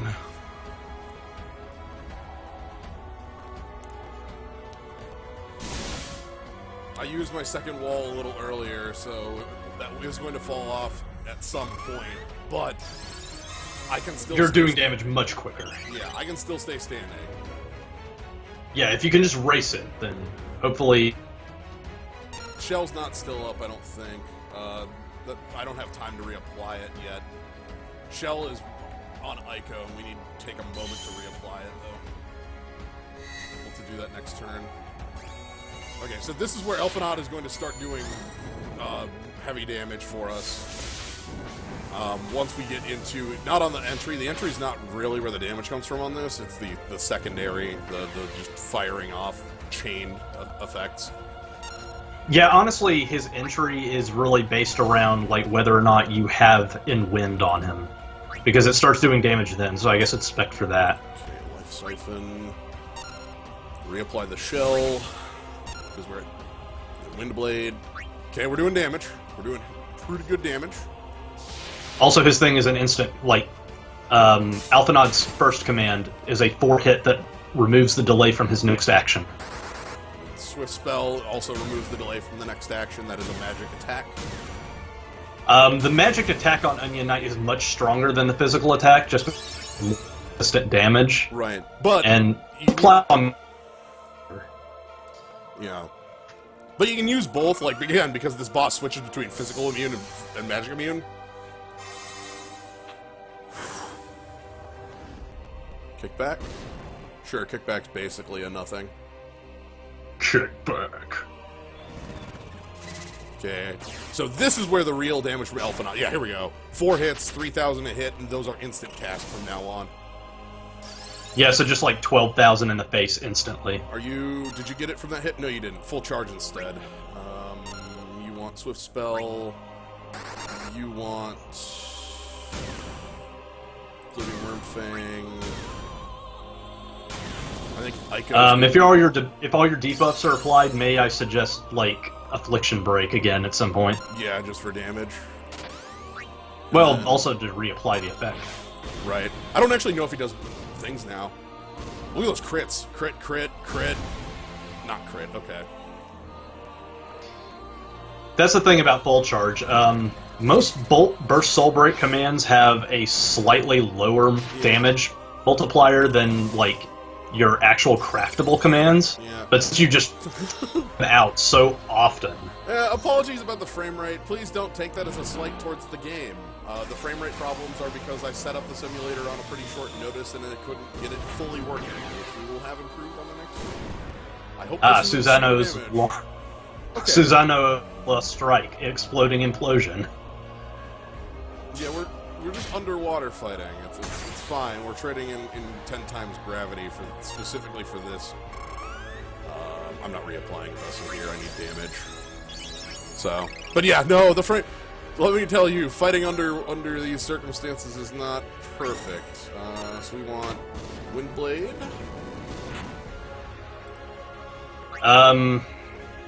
I'm thinking that the Onion should probably go up after this one. Because you need that damage. Well, and haste, too. That hasn't fallen off yet. You can tell because my damage hasn't dropped on this. I'm not reapplying the haste until we need to. Okay. We're doing Affliction Break now. Oop. Okay, I want Thunder God to hit hard. Come on, Thunder God will get him close, but we'll need a little bit more push. Right, I think that's just going to have to be Elfinod's continuous damage to win this fight. Yep, 44. That's good. Which... Here comes a new Daredevil. Affliction Break. Prayer to the Lost. Vessel of Fate. Wind Blade. Yep, that's damage. Kick back. I think wall might have fallen off at this point. It's not real nasty damage. Right. That's damage you can recover from. So what I'm actually going to do is the moment that Sid takes an action, I'm just going to hit auto. Yeah, because full charge, absolutely. So then we hit auto, and then the moment that this bar fills, it will automatically use action 1, which is much quicker than me clicking on it, as you might To let notice. Eiko finish. Oh god, is that going to be enough to finish? Is that magic pixel? We got there. Bam! Whew. And That was risky business. and the Shadow I was Lord. waiting for the wall to fall off, and then suddenly 5k damage to the face.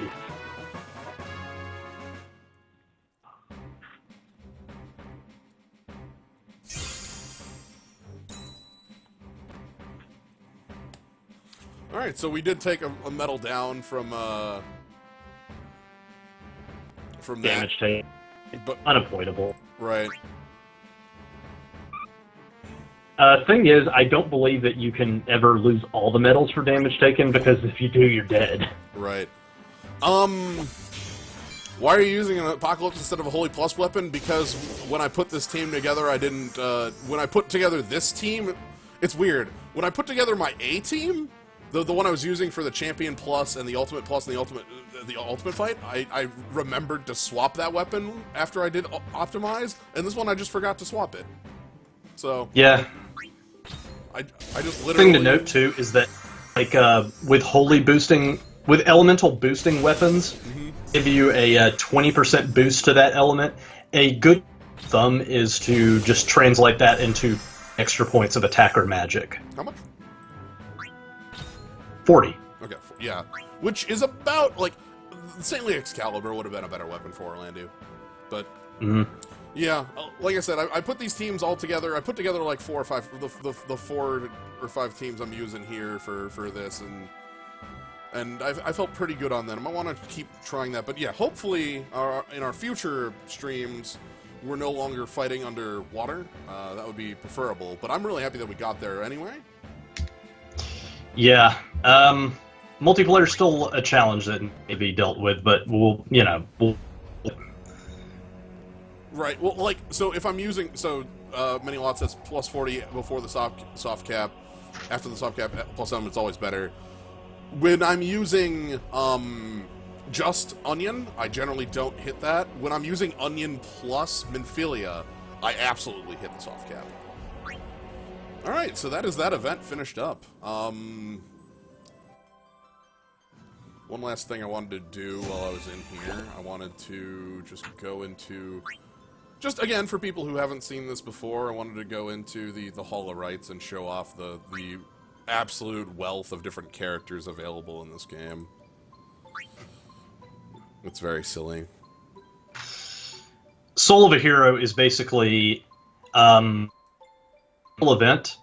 The 5th dungeon will usually provide the Soul of a Hero as a reward, and it's basically a way of recovering any hero that you may in an event. Yep. You know, so if you pull a piece of equipment for a hero you don't own, you can go ahead and get them. Would you like to load? Man. Yeah, it's a little bit because there are like 50 billion characters. Right, because we have FF1 doesn't have a huge thing. They actually have a couple characters from like a tie-in game. Yeah, they are in a similar boat. They're a similar boat as FF1, as FF11, but not nearly as bad. Though they have had to steal characters from the mobile phone games and stuff. So you'll notice that we have so many FF4 games, and actually looking here, you actually can't use a. Oh no, there's Sid. I was gonna say there's Sid. We We have 14 FF4 characters. FF5 has the 5 party members, and then Gilgamesh and Exdeath and Dorgan. Freaking Dorgan. Yeah, Dorgan Bartz's dad is there. Yep. FF6 has... FF6 still doesn't even have the full character lineup. We're missing 2 playable characters. The weird thing about Final Fantasy VI is that it's also... meaning that it has a lot of shit characters and a lot of shit soul breaks. Yeah. But they have been trying to fix that. 7 is that the... 7? Oh.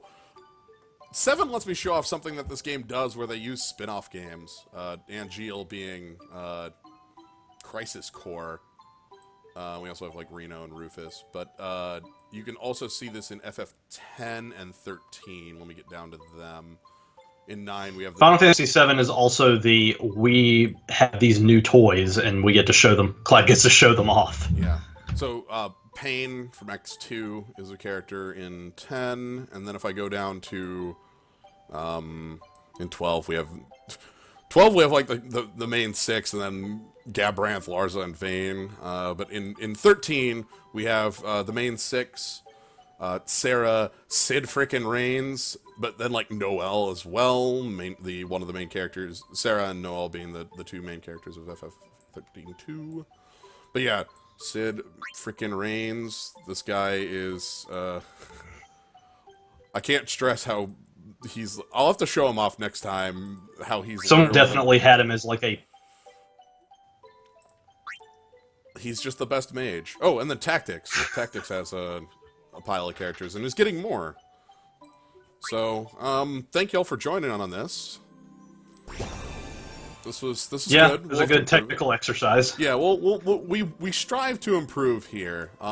So, next week, as I've sort of made an allusion to, we have the Final Fantasy Tactics event. That's next week, right? Rafa and Marat. Yes.